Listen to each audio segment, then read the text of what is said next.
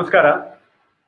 ಜನಶಕ್ತಿ ಮೀಡಿಯಾದ ಈ ವಿಶೇಷ ಕಾರ್ಯಕ್ರಮಕ್ಕೆ ತಮ್ಮೆಲ್ಲರಿಗೂ ಸ್ವಾಗತ. ದ ಸಿನಿಮಾಟೋಗ್ರಫಿ ಅಮೆಂಡ್ಮೆಂಟ್ ಬಿಲ್ 2021 ಇದರ ಸಾಧಕ ಬಾಧಕಗಳ ಬಗ್ಗೆ ಮಾತಾಡೋದಕ್ಕೆ ನಾವು ಇವತ್ತು ಸೇರಿದ್ದೀವಿ.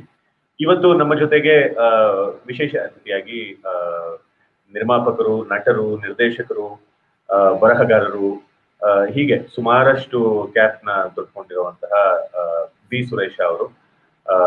ಬಿ ಸುರೇಶ ಸರ್ಗೆ ವೆಲ್ಕಮ್ ಮಾಡ್ತೀನಿ. Hello sir. ನಮಸ್ಕಾರ. ನಮಸ್ತೆ ಸರ್. ನಮಸ್ತೆ ನಮಸ್ತೆ. ಹೇಗಿದ್ದೀರಾ ಸರ್? ಈ ಕ್ಷಣದವರೆಗೆ ಆರೋಗ್ಯವಾಗಿದ್ದೀನಿ ಅಂತ ಹೇಳಬಹುದು. ಎಸ್ ಸರ್, ಒಂದ್ ಸ್ವಲ್ಪ ನಾನು ಅಂದ್ರೆ ಈ ಸಿನಿಮಾಟೋಗ್ರಫಿ ಅಮೆಂಡ್ಮೆಂಟ್ ಬಿಲ್ ನಲ್ಲಿ ಅಂದ್ರೆ ಅದರಲ್ಲಿ ನನಗೆ ತುಂಬಾ ಕಾಡಿದಂತಹ ಒಂದ್ 4-5 ಪಾಯಿಂಟ್ ಗಳನ್ನ ನಾನು ಹಂಚಿಕೊಂಡು ಅದಾದ ನಂತರ ನಾನು ನಿಮ್ಮ ಹತ್ರ ಬರ್ತೀನಿ. 18th ಜೂನ್ 2021 ಅಂದ್ರೆ ಇಲ್ಲಿಂದ ಸರಿಸುಮಾರು ಒಂದು ತಿಂಗಳ ಹಿಂದೆ union government proposed cinematography amendment bill ಅನ್ನ ಪಬ್ಲಿಕ್ ಮಾಡ್ತು. ಪಬ್ಲಿಕ್ ಮಾಡಿದ ನಂತರ ಇಂಡಸ್ಟ್ರಿಯಲ್ಲಿ ಕೆಲಸ ಮಾಡೋರು, ಲಾಯರ್ಸ್ ಇದನ್ನೆಲ್ಲ ಓದಿದ ನಂತರ ಒಂದಷ್ಟು ಈ ಬಿಲ್ ನಲ್ಲಿ ಡಿಸ್ಟಿಲ್ ಮಾಡಿ ಒಂದಷ್ಟು ಪಾಯಿಂಟ್ಸ್ ನ ತೆಗೆದ್ರೆ ನಮ್ಗೆ ಸಿಗುವಂತದ್ದು ಯೂನಿಯನ್ ಗವರ್ಮೆಂಟ್, ಒಕ್ಕೂಟ ಸರ್ಕಾರ ಅನ್ನೋದೇನಿದೆ ಅದಕ್ಕೆ ಇವಾಗ ಒಂದು ರಿವಿಷನರಿ ಪವರ್ ಸಿಕ್ಕಿದೆ. CBFC ಗಿಂತನೂ ಒಂದು ಹೆಜ್ಜೆ ಜಾಸ್ತಿ ಯೂನಿಯನ್ ಗವರ್ಮೆಂಟ್ಗೆ ಪವರ್ ಸಿಗುತ್ತೆ ಈ ಒಂದು ಬಿಲ್ ಟೇಬಲ್ ಆದ್ರೆ, ಈ ಒಂದು ಬಿಲ್ ಪಾಸ್ ಆದ್ರೆ. ಅದಾದ ನಂತರ ಇದು ಬರೀ ಈಗ ಮುಂದೆ ಬರುವಂತಹ ಸಿನಿಮಾಗಳಿಗೆ ಅಂತ ನಾವು ಅನ್ಕೊಂಡ್ರೆ ಇಲ್ಲ, ಇದರ ಮಿತಿ ಅಷ್ಟಕ್ಕೆ ನಿಲ್ಲೋದಿಲ್ಲ. ಈಗಾಗಲೇ ಸರ್ಟಿಫೈ ಆಗಿ ಶೋ ಆಗಿರುವಂತಹ ಸಿನಿಮಾಗಳನ್ನು ಇವರು ರಿವಿಸಿಟ್ ಮಾಡಬಹುದು, ಅದನ್ನ ರೀಸರ್ಟಿಫೈ ಮಾಡಬಹುದು. ರೀಸರ್ಟಿಫೈ ಮಾಡೋದ್ರ ಜೊತೆಗೆ ಅದಕ್ಕೆ ಈಗಿರೋ ಸರ್ಟಿಫಿಕೇಶನ್ ಅನ್ನು ನಂತರ ತೆಗೆದ್ಬಿಡ್ಬೋದು ಆ ಸರ್ಟಿಫಿಕೇಶನ್. ಅದಾದ ನಂತರ ಇವರ ರೇಟಿಂಗ್ ಸಿಸ್ಟಮ್ ಅಂದ್ರೆ ಇಲ್ಲಿಯವರೆಗೂ UA ಮತ್ತು A 3 ಕ್ಯಾಟಗರಿನಲ್ಲಿ ಫಿಲ್ಮ್ ನ ಡಿವೈಡ್ ಮಾಡ್ತಾ ಇದ್ರು. ಈಗ ಅದನ್ನ ಏಜ್ ಮುಖಾಂತರ ಒಂದಷ್ಟು ಕ್ಯಾಟಗರಿಯನ್ನ ಮಾಡೋದಕ್ಕೆ ಮುಂದೆ ಹೋಗಿದ್ದಾರೆ. 13+, 15+, 17+ ಈ ತರ. ಅದಾದ ನಂತರ ಇಲ್ಲಿಯವರೆಗೂ central board for film certification CBFC ಈ ದೇಶದಲ್ಲಿ ಪಬ್ಲಿಕ್ ಫೋರಂಗಳಲ್ಲಿ ತೋರಿಸುವಂತಹ ವಿಡಿಯೋಗಳ ಮೇಲೆ ಸರ್ಟಿಫೈ ಮಾಡುವ ಮತ್ತು ಸೆನ್ಸರ್ ಮಾಡುವಂತಹ ಏಕೈಕ ಬಾಡಿ ಆಗಿತ್ತು ಇಡೀ ದೇಶದಲ್ಲಿ. ಆದ್ರೆ ಈಗ ಒಕ್ಕೂಟ ಸರ್ಕಾರಕ್ಕೆ ಆ ಪವರ್ ಹೋಗಿರೋದ್ರಿಂದ CBFC ಯ ಜಾಗ ಏನು, ಅದರ ಎಕ್ಸಿಸ್ಟೆನ್ಸ್ ಏನು, ಇದೆಲ್ಲದರ ಬಗ್ಗೆ ಚರ್ಚೆ ಆಗ್ಬೇಕಾಗಿದೆ. ಜೊತೆಗೆ FCAT ಅನ್ನು ಸಹ ಇವರು ಅಬಾಲಿಷ್ ಮಾಡಿದ್ರು, ಅದನ್ನು ಕೂಡ ನಾನು ಟಚ್ ಮಾಡ್ತೀನಿ. ಸೊ ಸುರೇಶ್ ಸರ್, ನಮಸ್ಕಾರ. ಮೊಟ್ಟ ಮೊದಲನೇದಾಗಿ ಈ ಬಿಲ್ ಬಗ್ಗೆ ನಿಮ್ಗೆ ಗೊತ್ತಾಗಿದ್ ಯಾವಾಗ, ಹಾಗೂ ಇದರ ಏನಂತಾರೆ ಈ ಎಲ್ಲ ವಿಷಯಗಳು ಒಂದಾದ್ಮೇಲೆ ಒಂದು ಹೊರಗೆ ಬರ್ಬೇಕಾದ್ರೆ ನಮಗೂ ಸ್ವಲ್ಪ ಶಾಕಿಂಗ್ ಆಗಿತ್ತು ಫಸ್ಟ್ ಟೈಮ್ ನೋಡಿದಾಗ. ಈ ತರದ್ ಏನಾದ್ರು ಇನ್ ಕೇಸ್ ಪ್ರಾಕ್ಟೀಸ್ ಬಂದ್ಬಿಟ್ರೆ ಏನಾಗುತ್ತೆ ಮುಂದೆ ಕಲಾವಿದರ ಕತೆ ಅಂತ. ಸೊ ನಿಮ್ ಇನಿಷಿಯಲ್ ರಿಯಾಕ್ಷನ್ ಸರ್? ಮೊದಲನೇದು, ಇದ್ರ ಬಗ್ಗೆ ಒಂದು ಸುದೀರ್ಘವಾದ ಲೇಖನವನ್ನ ನಾನು ಇವತ್ತು ಬಿಡುಗಡೆ ಆಗಿರುವ ನಾನು ಗೌರಿ ಪತ್ರಿಕೆಗೆ ಬರೆದಿದ್ದೇನೆ. ಇಟ್ ಈಸ್ ಆಲ್ಮೋಸ್ಟ್ 1500+ ವರ್ಡ್ಸ್ ಇರುವಂತಹ ಒಂದು ಸುದೀರ್ಘವಾದ ಲೇಖನ. ಯಾವುದೇ ಸರ್ಕಾರಕ್ಕೆ ಸೂಪರ್ ಸೆನ್ಸಾರ್ ಪವರ್ ಬರೋದು ಅಂತಂದ್ರೆ it is equivalent to McCarthyism. If you know what happened in America 1950s ಅಲ್ಲಿ, ಜಾನ್ ಮೆಕಾರ್ಥಿ ಅನ್ನುವ ಒಬ್ಬ ವ್ಯಕ್ತಿ ಎಲ್ಲರನ್ನು ಕಮ್ಯುನಿಸ್ಟ್ರು ಅನ್ನುವ ಕಾರಣಕ್ಕೆ ಕರ್ಕೊಂಡು ಹೋಗಿ ಒಳಗೆ ಹಾಕಿ ಹಿಂಸೆ ಕೊಟ್ಟಿದ್ದನ್ನ ನೀವು ನೋಡಿರ್ತೀರಿ. ಇಲ್ಲಿ ಯಾರು ಲಿಬರಲ್ಗಳು ಅಂತ ಯಾರಿರ್ತಾರೋ, ಅಥವಾ ಯಾರು ಬಹುತ್ವವನ್ನು, ಪ್ಲುರಾಲಿಟಿಯನ್ನು ಸಪೋರ್ಟ್ ಮಾಡ್ತಿರ್ತಾರೋ, ಮತ್ತು ಯಾರು ಈ ಬಹುಜನ ಸಂಸ್ಕೃತಿ ಅಂದ್ರೆ ನಿಮ್ಗೆ ಅರ್ಥವಾಗತ್ತೆ ಅಂತ ನಾನು ಭಾವಿಸ್ತೀನಿ. ಆಜೀವಕ ಸಂಸ್ಕೃತಿ ಇರಬಹುದು, ಅಂಬೇಡ್ಕರ್ ಹೇಳುವ ಸಂಸ್ಕೃತಿ ಇರಬಹುದು. ಇದನ್ನ ಒಪ್ಪಿಕೊಳ್ಳುವ ಅಥವಾ ಇದನ್ನ ಮೆಚ್ಚಿಕೊಳ್ಳುವ ಇಂಥವರು ಮಾಡುವ ಎಲ್ಲ ಕೆಲಸಗಳನ್ನು ನಿಯಂತ್ರಿಸುವ ಪ್ರಯತ್ನವನ್ನ ಈಗ ಇರುವ ಕೇಂದ್ರ ಸರ್ಕಾರ ಮಾಡ್ತಾ ಇದೆ. ಮತ್ತು ಹಾಗೆ ಆ ಕೆಲಸವನ್ನ ಮಾಡುವುದಕ್ಕೆ ಈ ಸರ್ಕಾರ ತರಹದ ಬೇರೆ ಬೇರೆ ರೀತಿಯ ಕಾಯಿದೆಗಳನ್ನ ತರ್ತಾ ಇದೆ. ಅದರಲ್ಲಿ ಒಂದು ಈ CBFC ಅಥವಾ ಸಿನಿಮಾಟೋಗ್ರಾಫ್ ಆಕ್ಟ್ 1952 ಅದರ 92. ರಿವಿಷನ್ ಅಥವಾ updation, what ever they call it, ಹೌದು. ತಿದ್ದುಪಡಿ ಅಂತ ಒಂದನ್ನ ಮಾಡ್ತಿದ್ದಾರೆ. ಈ ತಿದ್ದುಪಡಿ ಅನ್ನುವುದು ಅದರ ಒಂದು ಭಾಗ ಮಾತ್ರ. ಇದು ಸೂಪರ್ ಸೆನ್ಸಾರ್ ಅನ್ನುವಂಥದ್ದು. ಈಗಾಗಲೇ ಡಿಜಿಟಲ್ ಮೀಡಿಯಾ ಕಂಟ್ರೋಲ್ ಆಕ್ಟ್ ಅಂತ ಒಂದನ್ನ without discussion, without public participation, without even A parliamentary discussion ಒಂದು ಆಕ್ಟ್ ಜಾರಿಗೆ ಬಂದ್ಬಿಟ್ಟಿದೆ. ಡಿಜಿಟಲ್ ಮೀಡಿಯಾ ಕಂಟ್ರೋಲ್ ಅಂತ, ಡಿಜಿಟಲ್ ಮೀಡಿಯಾ ನಿಯಂತ್ರಣ ಕಾಯ್ದೆ ಅದು ಅದರ ಹೆಸರು. ಮತ್ತೆ ಇದರ ಜೊತೆಗೆ ಈ ಡಿಜಿಟಲ್ ಮೀಡಿಯಾ ನಿಯಂತ್ರಣ ಕಾಯ್ದೆಯ ಜೊತೆಗೇನೆ ಇನ್ನೂ ಒಂದು ದೊಡ್ಡ ವಿಷಯ ಇದೆ. ಅದು ಯಾವ ಸೂಚನೆಯೂ ಇಲ್ಲದೆ ಕೇವಲ ಆದೇಶವಾಗಿ ನೇರವಾಗಿ ಬಂದಿದೆ. ಅದು TDS ಕಟ್ ಮಾಡುವುದನ್ನ ಕುರಿತಂತಹ ಒಂದು ಕಾಯ್ದೆ. ಓಕೆ, ಇಷ್ಟು ದಿವಸ ಏನು 2% ಇತ್ತು ಅದನ್ನ 10%ಗೆ ಹೆಚ್ಚಿಸಲಾಗಿದೆ. ಈ ಮೂರೂ ಕಾಯ್ದೆಗಳು ಒಂದಕ್ಕೊಂದು ತಳಕು ಹಾಕಿಕೊಂಡಿರುವಂತಹ ವಿಷಯ. ಸೊ ಹೀಗಾಗಿ ಇದೆಲ್ಲ ಕೂಡ ನಮ್ಮನ್ನ, ಅಂದ್ರೆ ಈ ಕ್ರಿಯೇಟಿವ್ ಜಗತ್ನಲ್ಲಿ ಬದುಕ್ತಾ ಇರುವ ನನ್ನಂತಹ ಅಥವಾ ಈ ಕ್ರಿಯೇಟಿವ್ ಜಗತ್ನಲ್ಲಿ ಆಳುವ ಸರ್ಕಾರಗಳು ಮಾಡಬಹುದಾದ, ತೆಗೆದುಕೊಳ್ಳಬಹುದಾದ ತೀರ್ಮಾನವನ್ನ ಅನುಮಾನದಿಂದ ನೋಡುವ, ಪ್ರಶ್ನೆ ಕೇಳುವ ಜನ ಯಾರಿದ್ದಾರೋ ಅವರೆಲ್ಲರ ಬಾಯಿ ಮುಚ್ಚಿಸುವ, ಅವರನ್ನು ನಿಯಂತ್ರಣದಲ್ಲಿಡುವಂತಹ ಕಾಯ್ದೆ. ಒಂದರ್ಥದಲ್ಲಿ ಇದನ್ನ ಜಸ್ಟ್ ಗವರ್ನೆನ್ಸ್ ಅನ್ನಲ್ಲ, this is almost a kind of control. ಮಾವುತ ತನ್ನ ಕೈಯಲ್ಲಿ ಅಂಕುಶವನ್ನ ಸ್ವತಃ ತಾನೇ ಇಟ್ಕೊಳ್ಳುವಂತಹ ಒಂದು ಪರಿಸ್ಥಿತಿ. ಹೀಗಾಗಿ ನಾವು ಈ ಮೂರೂ ಕಾಯ್ದೆಗಳನ್ನು, ಅಂದ್ರೆ ಸಿನಿಮಾಟೋಗ್ರಾಫ್ ಆಕ್ಟ್ 1952ಗೆ ಮಾಡಿರುವ ತಿದ್ದುಪಡಿ ಇರಬಹುದು, ಅಥವಾ ಡಿಜಿಟಲ್ ಮೀಡಿಯಾ ನಿಯಂತ್ರಣ ಕಾಯ್ದೆ ಇರಬಹುದು, ಅಥವಾ TDSಗೆ ಸಂಬಂಧಪಟ್ಟ ಹಾಗೆ ತಂದಿರುವಂತಹ ಹೊಸ ತೀರ್ಮಾನಗಳಿರಬಹುದು. ಈ ಮೂರೂ ಸಹ ನಾವು ಮತ್ತೆ ಮತ್ತೆ ಚರ್ಚೆ ಮಾಡಿ ಇದು ಜಾರಿಗೆ ಬರದೇ ಇರುವ ಹಾಗೆ ತಡೆಯುವ ಎಲ್ಲ ಪ್ರಯತ್ನವನ್ನು ಮಾಡಬೇಕಾದ ಅನಿವಾರ್ಯ ಈಗ ಇದೆ. ಇದು ನಿಮ್ಮ ಪ್ರಶ್ನೆಗೆ ನನ್ನ ಮೊದಲ ಉತ್ತರ. ಇಲ್ಲಿಂದ ಆಚೆಗೆ ನೀವು ಇನ್ನೇನಾದ್ರು ಪ್ರಶ್ನೆ ಕೇಳಿದ್ರೆ ಅದ್ರ ಮೇಲೆ ಮತ್ತಷ್ಟು ಮಾತಾಡಬಹುದು. ಎಸ್, ಈಗ ಸರ್ ನಾನು ತುಂಬಾ ಇತ್ತೀಚಿನ ನ್ಯೂಸ್ ಹೇಳ್ತಾ ಇರೋದು ನಿಮ್ಗೆ. ಏಪ್ರಿಲ್ 7ನೇ ತಾರೀಕು 2021ಕ್ಕೆ ವೆರೈಟಿ ಅನ್ನುವಂತ ಒಂದು international film magazine, international film paper, ಅವರು ತುಂಬಾ ತುಂಬಾ ಫೇಮಸ್ ಒಂದು ಪಬ್ಲಿಕೇಶನ್, ವೆರೈಟಿ ಅನ್ನೋ ಪಬ್ಲಿಕೇಶನ್, ಒಂದು ನ್ಯೂಸ್ ಸ್ಟೋರಿನ ಹೊರಗೆ, ಇಟಲಿ ಅಬಾಲಿಷಸ್ ಫಿಲ್ಮ್ ಸೆನ್ಸರ್ಶಿಪ್ ಅಂತ. ಇಟಲಿ ದೇಶದಲ್ಲಿ ಸೆನ್ಸರ್ಶಿಪ್ ಇಲ್ಲ ಈಗ. ಇಟಲಿ ದೇಶದಲ್ಲಿ ಯಾವುದೇ ತರಹದ ಸ್ಟೇಟ್ ಕಂಟ್ರೋಲ್ಡ್ ಸೆನ್ಸರ್ಶಿಪ್ ಆಗಿರ್ಬೋದು ಅಥವಾ ಸರ್ಟಿಫಿಕೇಶನ್ ಆಗಿರ್ಬೋದು ಇಲ್ಲ. ಅಲ್ಲಿ ಡಿಸ್ಟ್ರಿಬ್ಯೂಟರ್ಸ್ ಅವರ ಫಿಲ್ಮ್ ನ ಎರಡು ಡಿಗ್ರಿ ಆಗಿ ಕ್ಲಾಸಿಫೈ ಮಾಡ್ತಾರೆ, ಒಂದು 13 ಬಿಲೋ, ಇನ್ನೊಂದು 13 ಅಬವ್ ಅಂತ.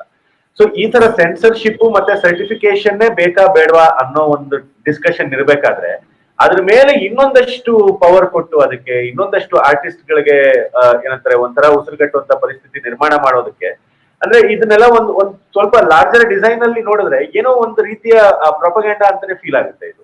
ಅಂದ್ರೆ ಇದು ಯಾವುದೋ ಒಂದು ತರದ ಸಿನಿಮಾಗಳ ಮಾತ್ರ ಯೂನಿಫಾರ್ಮಿಟಿಗೆ ತರಬೇಕು, ಆ ತರದ್ದು ಒಂದಷ್ಟು ಡಿಸ್ಕಷನ್ಗಳು ಸ್ಟಾರ್ಟ್ ಆಗುತ್ತೆ. ನೀವು ಅರ್ಥ ಮಾಡ್ಕೋಬೇಕಾಗಿರೋದು ಏನು ಅಂದ್ರೆ, ಮೊದಲಿಗೆ ಸಿನಿಮಾಟೋಗ್ರಾಫ್ 1950 ಆಕ್ಟ್ 1952 ಅಂತೇನಿತ್ತು, ಅದು ತುಂಬಾ ಹಳತು, ಅದು ಕಾಲೋಚಿತಗೊಳಿಸಬೇಕಾದಂತಹ ಆಕ್ಟ್, ಅನುಮಾನವೇ ಇಲ್ಲ. 1952ರಲ್ಲಿ ಇದ್ದ ಸ್ಥಿತಿಯಲ್ಲಿ ಇವತ್ತು ಒಟ್ಟಾಗಿ ಸಿನಿಮಾ ಇಲ್ಲ. ಇದನ್ನು ಕಾಲೋಚಿತಗೊಳಿಸಬೇಕು ಅನ್ನುವ ಮಾತು 1993-94ರಿಂದ ಆರಂಭವಾಗಿ ನಿರಂತರವಾಗಿ ನಡೀತಾ ಇತ್ತು. ಯಾವ ಸರ್ಕಾರಗಳು ಇದಕ್ಕೆ ಸಂಬಂಧಪಟ್ಟ ಬದಲಾವಣೆಗಳನ್ನ ಮಾಡಲಿಲ್ಲ ಅನ್ನುವುದು ಒಂದು ವಿಷಯ. 2016ರಲ್ಲಿ ಅಥವಾ 13ರಲ್ಲಿ ಅಂತ ಕಾಣ್ತದೆ, ನೆನಪಾಗ್ತಿಲ್ಲ ನನಗೆ, ಮುದ್ಗಲ್ ಕಮಿಟಿ ಅಂತ ಒಂದು ಮಾಡಲಾಗುತ್ತೆ. ಮುದ್ಗಲ್ ಕಮಿಟಿ, ಈ ಮುದ್ಗಲ್ ಕಮಿಟಿಯವರು ಇದೇ ಸಿನಿಮಾಟೋಗ್ರಾಫ್ ಆಕ್ಟ್ ಅನ್ನ ಅಪ್ಡೇಟ್ ಮಾಡುವುದಕ್ಕೆ, ಕಾಲೋಚಿತಗೊಳಿಸುವುದಕ್ಕಾಗಿ ನೇಮಿತವಾಗಿದ್ದಂತಹ ಸಮಿತಿ. ಈ ಸಮಿತಿ ತನ್ನ ವರದಿಯನ್ನ, ಮುದ್ಗಲ್ ಕಮಿಟಿ ತನ್ನ ವರದಿಯನ್ನ ಕೊಡುವುದಕ್ಕಿಂತ ಮುಂಚೆ 2016ರಲ್ಲಿ ಶ್ಯಾಮ್ ಬೆನಗಲ್ ಅವರ ನೇತೃತ್ವದಲ್ಲಿ ಮತ್ತೊಂದು ಸಮಿತಿಯನ್ನು ಮಾಡಲಾಗುತ್ತೆ. ಈ ಎರಡೂ ಸಮಿತಿಗಳು 2017ರ ಅಂತ್ಯದಲ್ಲಿ ತಮ್ಮ ವರದಿಯನ್ನ ಕೊಟ್ಟಿವೆ. ಅದರಲ್ಲಿ ಶ್ಯಾಮ್ ಬೆನಗಲ್ ಅವರ ಸಮಿತಿ ಕೊಟ್ಟಿರುವ ವರದಿಯಲ್ಲಂತೂ ಸೆನ್ಸರ್ಶಿಪ್ ಅಂತ ಏನಿದೆ ಭಾರತದಲ್ಲಿ, ಇದು ಬ್ರಿಟಿಷ್ ವಸಾಹತುಶಾಹಿಯಿಂದ ನಾವು ನೇರವಾಗಿ ಪಡ್ಕೊಂಡಂತಹ ಅಭ್ಯಾಸ. ನಾವು ಆದಷ್ಟು ಬೇಗ ಬ್ರಿಟಿಷರು ಹೇಗೆ ಸೆನ್ಸಾರ್ ಅನ್ನುವುದನ್ನು ಬಿಟ್ಕೊಟ್ಟಿದ್ದಾರೋ, ಯುಕೆಯಲ್ಲಿ voluntary censor producers guild responsibility ತಗೊಳುತ್ತೆ. USA ಅಲ್ಲಿ ಕೂಡ ಪ್ರೊಡ್ಯೂಸರ್ಸ್ ಗಿಲ್ಡ್ ರೆಸ್ಪಾನ್ಸಿಬಿಲಿಟಿ ತಗೊಳುತ್ತೆ. ಅವರು ತಮ್ಮ ಸಿನಿಮಾನ ಇದು 16 ವರ್ಷ ಮೇಲ್ಪಟ್ಟವ್ರು ನೋಡ್ಬೇಕಾ, 18 ವರ್ಷ ಮೇಲ್ಪಟ್ಟವ್ರು ನೋಡ್ಬೇಕಾ, 13 ವರ್ಷ ಮೇಲ್ಪಟ್ಟವ್ರು ನೋಡ್ಬೇಕಾ, ಅಥವಾ 8 ವರ್ಷ ಮೇಲ್ಪಟ್ಟವ್ರು ನೋಡ್ಬೇಕಾ, ಅಥವಾ ಎಲ್ಲರೂ ನೋಡಬಹುದಾ ಅನ್ನುವ ಸರ್ಟಿಫಿಕೇಟ್ ಅನ್ನ ಮಾಡ್ತಾರೆ. ಇದು ಅಮೆರಿಕಾದಲ್ಲೂ ಇದೆ. ಬಹುತೇಕ ಎಲ್ಲ OTT ಪ್ಲಾಟ್ಫಾರ್ಮ್ಗಳು ಇದನ್ನ ಪಾಲಿಸ್ತಾ ಇದ್ದಾವೆ. ಇದೇ ತರಹದ ಒಂದು ರೆಕಮೆಂಡೇಶನ್ ಅನ್ನ ಶ್ಯಾಮ್ ಬೆನಗಲ್ ಸಮಿತಿ ಕೊಟ್ಟಿದೆ.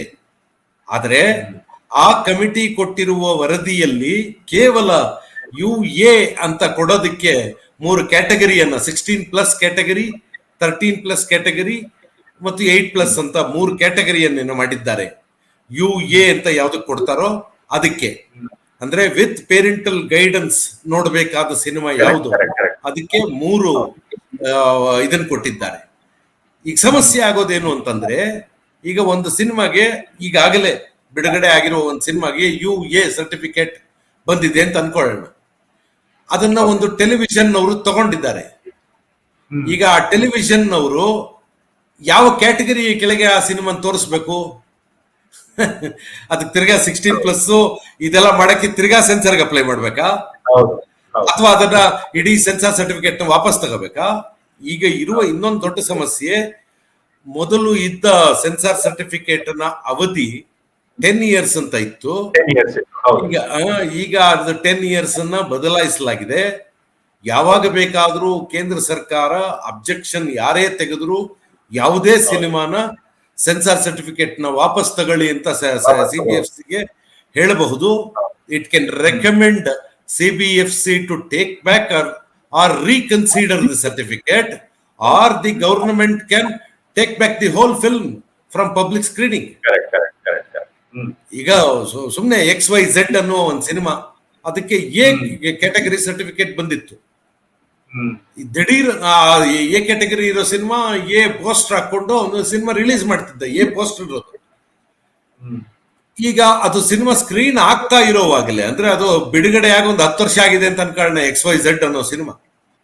ಆ ಸಿನಿಮಾ ಬಿಡುಗಡೆ ಆಗಿ 10 ವರ್ಷ ಆಗ್ಬಿಟ್ಟಿದೆ. ಈಗ ಎ ಸರ್ಟಿಫಿಕೇಟ್ ಸಿನಿಮಾನ ಯಾವುದೋ ಒಂದು ಥಿಯೇಟರ್ ಅಲ್ಲಿ as a retrospective of a director or for various academic reasons ಇರಬಹುದು, ಅಥವಾ ಫಿಲ್ಮ್ ಸ್ಟಡಿಗೆ ಸಂಬಂಧಪಟ್ಟ ಇದಿರಬಹುದು, ಅದಕ್ಕಾಗಿ ಸ್ಕ್ರೀನ್ ಆಗ್ತಾ ಇದ್ರೆ ಇವ್ರು ಬಂದು ಸ್ಟಾಪ್ ಮಾಡ್ಬಿಡ್ಬಹುದು ಅಂತ. ಆದ್ರೆ ಇಷ್ಟು ಸಿನಿಮಾಗಳಿದೆಯಲ್ಲ ಭಾರತದಲ್ಲಿ, 1952 ಇಂದ ಸಿನಿಮಾ ಸೆನ್ಸಾರ್ ಆಗ್ತಾ ಇದೆ.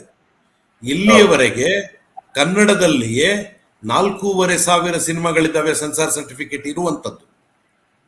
4,500. ಇನ್ನು ಭಾರತ ಎಲ್ಲ ಅಂತಂದ್ರೆ 2 ಸಿನಿಮಾ ಆಯ್ತು. ಆ ಸಿನಿಮಾಗಳನ್ನು ನಿರ್ವಹಿಸುವುದು ಹೇಗೆ? ಈಗ ಅದನ್ನ ಸಿನಿಮಾ ಟಿವಿಯಲ್ಲಿ ತೋರಿಸ್ಬೇಕು ಅಂದ್ರೆ ಟಿವಿ ಅವ್ರು ಏನ್ ಮಾಡ್ಬೇಕು? ಇದೇ ಒಂದು ದೊಡ್ಡ ಸಮಸ್ಯೆ. ಇದನ್ನೆಲ್ಲ ಮೀರಿ from 2014 as we know, polarisation ಯಾವ ತರ ಆಗ್ಬಿಟ್ಟಿದೆ ಅಂತಂದ್ರೆ, ಯಾರು ಯಾವ ಬಣ, ಅವನು ಬಲಪಂಥೀಯನೋ ಎಡಪಂಥೀಯನೋ ಕೆಂಪು ಬಾವುಟದವನೋ ಕೇಸರಿ ಬಾವುಟದವನೋ ಅನ್ನುವ ಗುರುತಿಸುವ ಹಾಗೆ ಒಡೆದೋಗಿದೆ ಸಮಾಜಗಳು. ಎದುರು ಬದ್ರು ನಾವು ಎಷ್ಟೇ ಪ್ರೀತಿಯಿಂದ ಮಾತಾಡಿದ್ರು, ಅವನು ಬಲಪಂಥೀಯ ಅಂದ್ರೆ ನಾನು ಅನುಮಾನದಿಂದ ನೋಡ್ತೀನಿ, ನಾನು ಎಡಪಂಥೀಯ ಅಂದ್ರೆ ಅವನು ಅನುಮಾನದಿಂದ ನೋಡ್ತಾನೆ. ಈಗ ನಾನು ಒಂದು ಸಿನಿಮಾ ಮಾಡಿದ್ದೆ ಅನ್ಕೊಳ್ಳೋಣ, ಒಬ್ಬ ದೊಡ್ಡ ಸ್ಟಾರ್ ನ ಇಟ್ಕೊಂಡು ಒಂದು ಕಮರ್ಷಿಯಲ್ ಸಿನಿಮಾ ಮಾಡಿದ್ದೆ ಅಂತ ಅನ್ಕೊಳ್ಳೋಣ. This commercial film has been released. You Vinay, who is in the opposing body of whatever I do, ನೀವು ಒಂದು ಅಬ್ಜೆಕ್ಷನ್ ಅನ್ನ ಸರ್ಕಾರಕ್ಕೆ ಬರೆದು ಬಿಟ್ರೆ, ಈ ಕಮರ್ಷಿಯಲ್ ಸಿನಿಮಾ ಕೋಟ್ಯಾಂತರ ರೂಪಾಯಿ ಹಾಕಿರೋ ಸಿನಿಮಾನ based on the objection raised by any individual can take back certificate. ಹಾಗಾದ್ರೆ ದುಡ್ಡು ಹೂಡುವ ನಿರ್ಮಾಪಕನಿಗೆ ಗ್ಯಾರಂಟಿ ಏನೋ ಒಂದು ಸಿನಿಮಾಗೆ ಹಾಕಿರೋ ದುಡ್ಡು ಉಳಿಸ್ಕೊಳ್ಳಕ್ಕೆ. ಖಂಡಿತ. What is the protection that you are offering for a producer who is investing money on a web series or on a cinema? Because this is one of the biggest industries.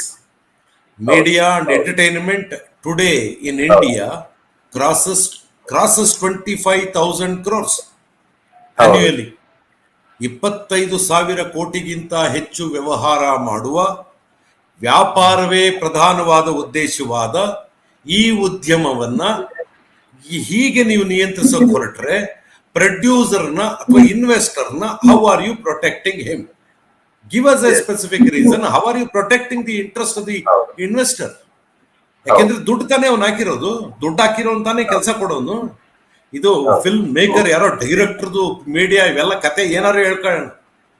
Ultimately it's a product which is made for selling. It is a director's medium, it is actor's medium, ಏನಾರು ಕತೆ ಅವೆಲ್ಲ ಸಾವಿರ ಮಾತಾಡ್ಲಿ ಜನ. Ultimately producer ದುಡ್ಡು ಹಾಕಿರೋದು ಯಾತಕ್ಕೆ? ಒಂದು ಪ್ರಾಡಕ್ಟ್ ಕ್ರಿಯೇಟ್ ಆಯ್ತು, ಈ ಪ್ರಾಡಕ್ಟ್ ಅವ್ನು ಮಾರಾಟ ಮಾಡಬೇಕು ಬೇರೆ ಬೇರೆ ಮಾರ್ಕೆಟ್ ಅಲ್ಲಿ. That market may be 10,000 people's market or a 10 lakh people market or a crore. Size of the market may change based on the star value of the film. So ಹೀಗಿರುವಾಗ ಈ investor producer ಇವನು ಹಾಕಿದ ದುಡ್ಡಿಗೆ ಸರ್ಕಾರ protection ಏನ್ ಕೊಡುತ್ತೆ? Will the government, is the government prepared to insure a film? If the film is taken back, ಬಿಡುಗಡೆ ಆಗಿ 3ನೇ ದಿವಸಕ್ಕೆ ಸಿನಿಮಾ ತೆಕ್ಕೊಂಬಿಟ್ರಪ್ಪ ವಾಪಸ್ಸು, ಕೋಟ್ಯಾಂತರ ರೂಪಾಯಿ ಹಾಕಿ ಮಾಡಿರೋ ಸಿನಿಮಾ, ಅವನು ದುಡ್ಡನ್ನ ಥಿಯೇಟರ್ನಿಂದಲೇ ತೆಗಿಬೇಕು. OTT ಪ್ಲಾಟ್ಫಾರ್ಮ್ ಅಲ್ಲಿ ದುಡ್ಡು ಬರಲ್ಲ, ಸಿನಿಮಾನ ಥಿಯೇಟರ್ನಿಂದಲೇ ದುಡ್ಡು ತೆಗಿಬೇಕು ಒಬ್ಬ ಪ್ರೊಡ್ಯೂಸರು. ಹಂಗಿರೋವಾಗ ಈ ತರ 3ನೇ ದಿವಸಕ್ಕೆ ಅವ್ರ ಸಿನಿಮಾ ಆಚೆ ತೆಗೆದು ಬಿಟ್ರು ಅಂದ್ರೆ ಪ್ರೊಡ್ಯೂಸರ್ನ ಕಾಪಾಡುವುದಕ್ಕೆ ಸರ್ಕಾರ ಏನು ಇನ್ಶೂರೆನ್ಸ್ ಕೊಡುತ್ತಾ? ಮಾಡುತ್ತಾ? ಪ್ರತಿ ಸಿನಿಮಾಗೆ ಇನ್ಶೂರೆನ್ಸ್ ಮಾಡುತ್ತಾ? ಅಥವಾ will they give A security kind of A money for such films? ಈಗ ಪದ್ಮಾವತ್ ತರಹದ ಸಿನಿಮಾಗೆ ಏನಾಯ್ತು ಅಂತ ನಾವು ನೋಡಿದ್ದೀವಿ. ಯಾಕೆ ತೀರಾ ಈಚೆಗೆ ನಮ್ಮಲ್ಲಿ ಬಿಡುಗಡೆಯಾದ ಪೊಗರು ಅನ್ನೋ ಸಿನಿಮಾಗೆ ಒಂದು ಜಾತಿಯ ಜನ ಅಬ್ಜೆಕ್ಟ್ ಮಾಡಿದ್ರು ಅಂತ in spite of a censor certificate ಆ ಸಿನಿಮಾ ನಿರ್ಮಾಪಕರು ಕಟ್ ಮಾಡಿ ಸಿನಿಮಾ ರಿಲೀಸ್ ಮಾಡಿದ್ರು. ಅಂದ್ರೆ ನಡೀತಾ ಇದ್ದ ಸಿನಿಮಾ, ಥಿಯೇಟರ್ ಅಲ್ಲಿ ಇದ್ದ ಸಿನಿಮಾ ಎಡಿಟ್ ಮಾಡಿ ತಿರ್ಗಾ ಹಾಕ್ಬೇಕು ಅಂದ್ರೆ what is the investment per print? The cost is not less. ಕನ್ನಡದಲ್ಲಾದ್ರೆ per print the cost is not less than 80,000. Pogaru ತರಹದ ಸಿನಿಮಾ ಅಂದ್ರೆ ಕನಿಷ್ಠ 400ರಿಂದ 500 ಥಿಯೇಟರ್ ನಡೀತಾ ಇರುತ್ತೆ. 400-500 ಥಿಯೇಟರ್ ಇಂಟು 80,000 ಲೆಕ್ಕ ಹಾಕೊಳ್ಳಿ. ಅಷ್ಟು ದುಡ್ಡನ್ನ ಯಾರು ಕೊಡೋರು? ತಿರ್ಗಾ ಅಂದ್ರೆ ರೀಎಡಿಟ್ ಮಾಡಿದ್ರು ಅಂತ. ಬೈ ಚಾನ್ಸ್ ಈ ತರಹ ಆಗಿ ಒಬ್ಬ ಪ್ರೊಡ್ಯೂಸರ್ ನಾಶ ಆಗಿ ನೇಣ ಹಾಕೊಳ್ಳೋ ಸ್ಥಿತಿಗೆ ಬಂದ್ಬಿಟ್ರೆ ಸರ್ಕಾರ ಏನ್ ಮಾಡುತ್ತೆ ಅಲ್ವಾ?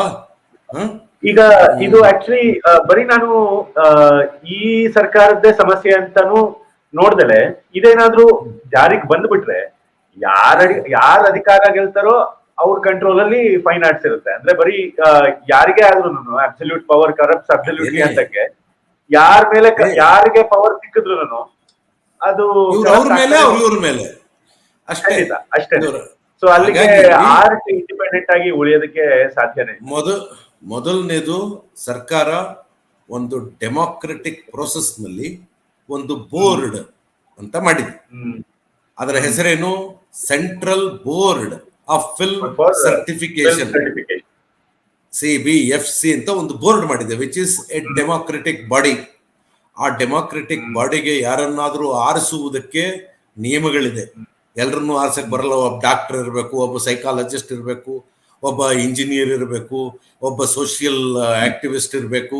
ಹೀಗೆ ಏನೆಲ್ಲ ನಿಯಮಗಳ ಮೂಲಕ ಒಂದು ಬೋರ್ಡ್ ಅನ್ನ ಕಾನ್ಸ್ಟಿಟ್ಯೂಟ್ ಮಾಡಲಾಗಿದೆ. And it's a democratically set up autonomous board, and the autonomy of the board is being questioned now by the new rule which adu section 6 ಏನ ಬದಲಾಯಿಸಿ ಸರ್ಕಾರ ಯಾವತ್ತು ಬೇಕಾದ್ರೂ ಅದನ್ನು ವಾಪಸ್ ತಗೊಳ್ಬಹುದು ಅನ್ನುವ ಆರ್ಡರ್ ಅನ್ನು ತರ್ತಾ ಇದೆ.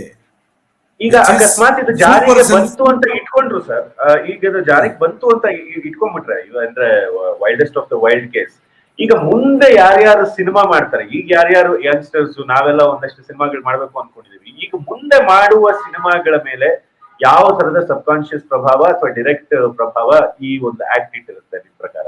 ಅಂದ್ರೆ ಎಷ್ಟು ಕಂಟ್ರೋಲ್ ಮಾಡುತ್ತೆ? ಬೇಡಪ್ಪ ಈ ತರದ ಸೀನ್ ಪ್ರಾಬ್ಲಮ್ ಆಗುತ್ತೆ ಅಂತಂದ್ರೆ ಬರೆಯೋದೇ ಬೇಡ, ಶೂಟ್ ಮಾಡೋದೇ ಬೇಡ, ಈ ತರ ಲಿಮಿಟ್ ಆಗೋದಕ್ಕೆ ಹೌದು. ಸ್ಟಾರ್ಟ್ ಆಗುತ್ತೆ, ಅಥವಾ ಇನ್ನೂ ರೆಬೆಲ್ ರೆಬೆಲ್ ಥಿಂಕಿಂಗ್ ಜಾಸ್ತಿ ಆಗುತ್ತಾ? ನೋಡು, ಭವಿಷ್ಯ ಏನಾಗತ್ತೆ ಅಂತ ಹೇಳಕ್ಕೆ ನೀ ಯಾರು ಭವಿಷ್ಯದವ್ರನ್ನ ಕೂರಿಸ್ಕೋಬೇಕು, ನಾನಲ್ಲ. ನಂಬರ್ 1. ಆದರೆ ನಾನು ಅಂಥದ್ದನ್ನು ನಂಬೋನು ಅಲ್ಲ. ನಾವು ಮಾಡಬೇಕಾದ್ದೇನು ಅಂತ ಆದ್ರೆ, ನಾವು as people who are working in this medium, ಈ ಮಾಧ್ಯಮದ ಮೂಲಕವೇ, ಜನಶಕ್ತಿ ಮಾಧ್ಯಮದ ಮೂಲಕ, ಇದೊಂದು ಮೀಡಿಯಾ. ಇದು ಈ ಮೀಡಿಯಾದಲ್ಲಿ ಕೆಲಸ ಮಾಡುವ ಪ್ರತಿಯೊಬ್ಬರೂ ಕೂಡ ಸರ್ಕಾರಗಳ ಮೇಲೆ ಒತ್ತಡವನ್ನ ಹೇರಿ ಸದರಿ ಕಾಯ್ದೆಯನ್ನ ಹಿಂದಕ್ಕೆ ತೆಗೆದುಕೊಳ್ಳುವುದಕ್ಕೆ ಪ್ರೆಷರ್ ಅನ್ನು ಸೃಷ್ಟಿಸಬೇಕು. ಅದು ಈ ಮೀಡಿಯಾದಲ್ಲಿರುವ ತುಟ್ಟ ತುದಿಯಲ್ಲಿರುವ ಜನ ಮತ್ತು ಈ ಸರ್ಕಾರವನ್ನ ಓಲೈಸ್ತಾ ಇರುವ ಜನವೂ ಸೇರಿದ ಹಾಗೆ ಮತ್ತು ವಿರೋಧಿಸ್ತಾ ಇರುವ ಜನವೂ ಸೇರಿದ ಹಾಗೆ ಮೀಡಿಯಾದಲ್ಲಿರುವ ಅಷ್ಟೂ ಜನ ಒಕ್ಕೊರಲಿನಿಂದ ಸೂಪರ್ ಸೆನ್ಸಾರ್ ಐಡಿಯಾನ ಕಿತ್ತಾಕಬೇಕು.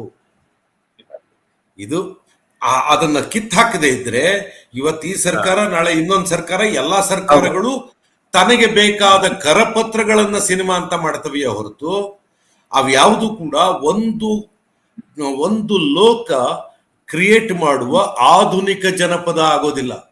ಸಿನಿಮಾ ಅಂದ್ರೆ ಆಧುನಿಕ ಜನಪದ. ಅದಕ್ಕೆ ನಾವು ಇದನ್ನ ಫೋಕ್ಲೋರ್ ಅಂತ ಕರೆಯುವುದು. ದಿ ಮಾಡರ್ನ್ ಫೋಕ್ಲೋರ್ ಇದು. ಈ ಫೋಕ್ಲೋರು ತನಗೆ ಬೇಕಾದ ಹಾಗೆ ಮಾಡುವ ಸ್ವಾತಂತ್ರ್ಯ ಇದಕ್ಕೆ ಬೇಕು ಅಂತಂದ್ರೆ ಈ ಕಾಯ್ದೆಯನ್ನ ಯಾವುದೇ ಕಾರಣಕ್ಕೂ ಜಾರಿಯಾಗೋಕೆ ಬಿಡಬಾರದು.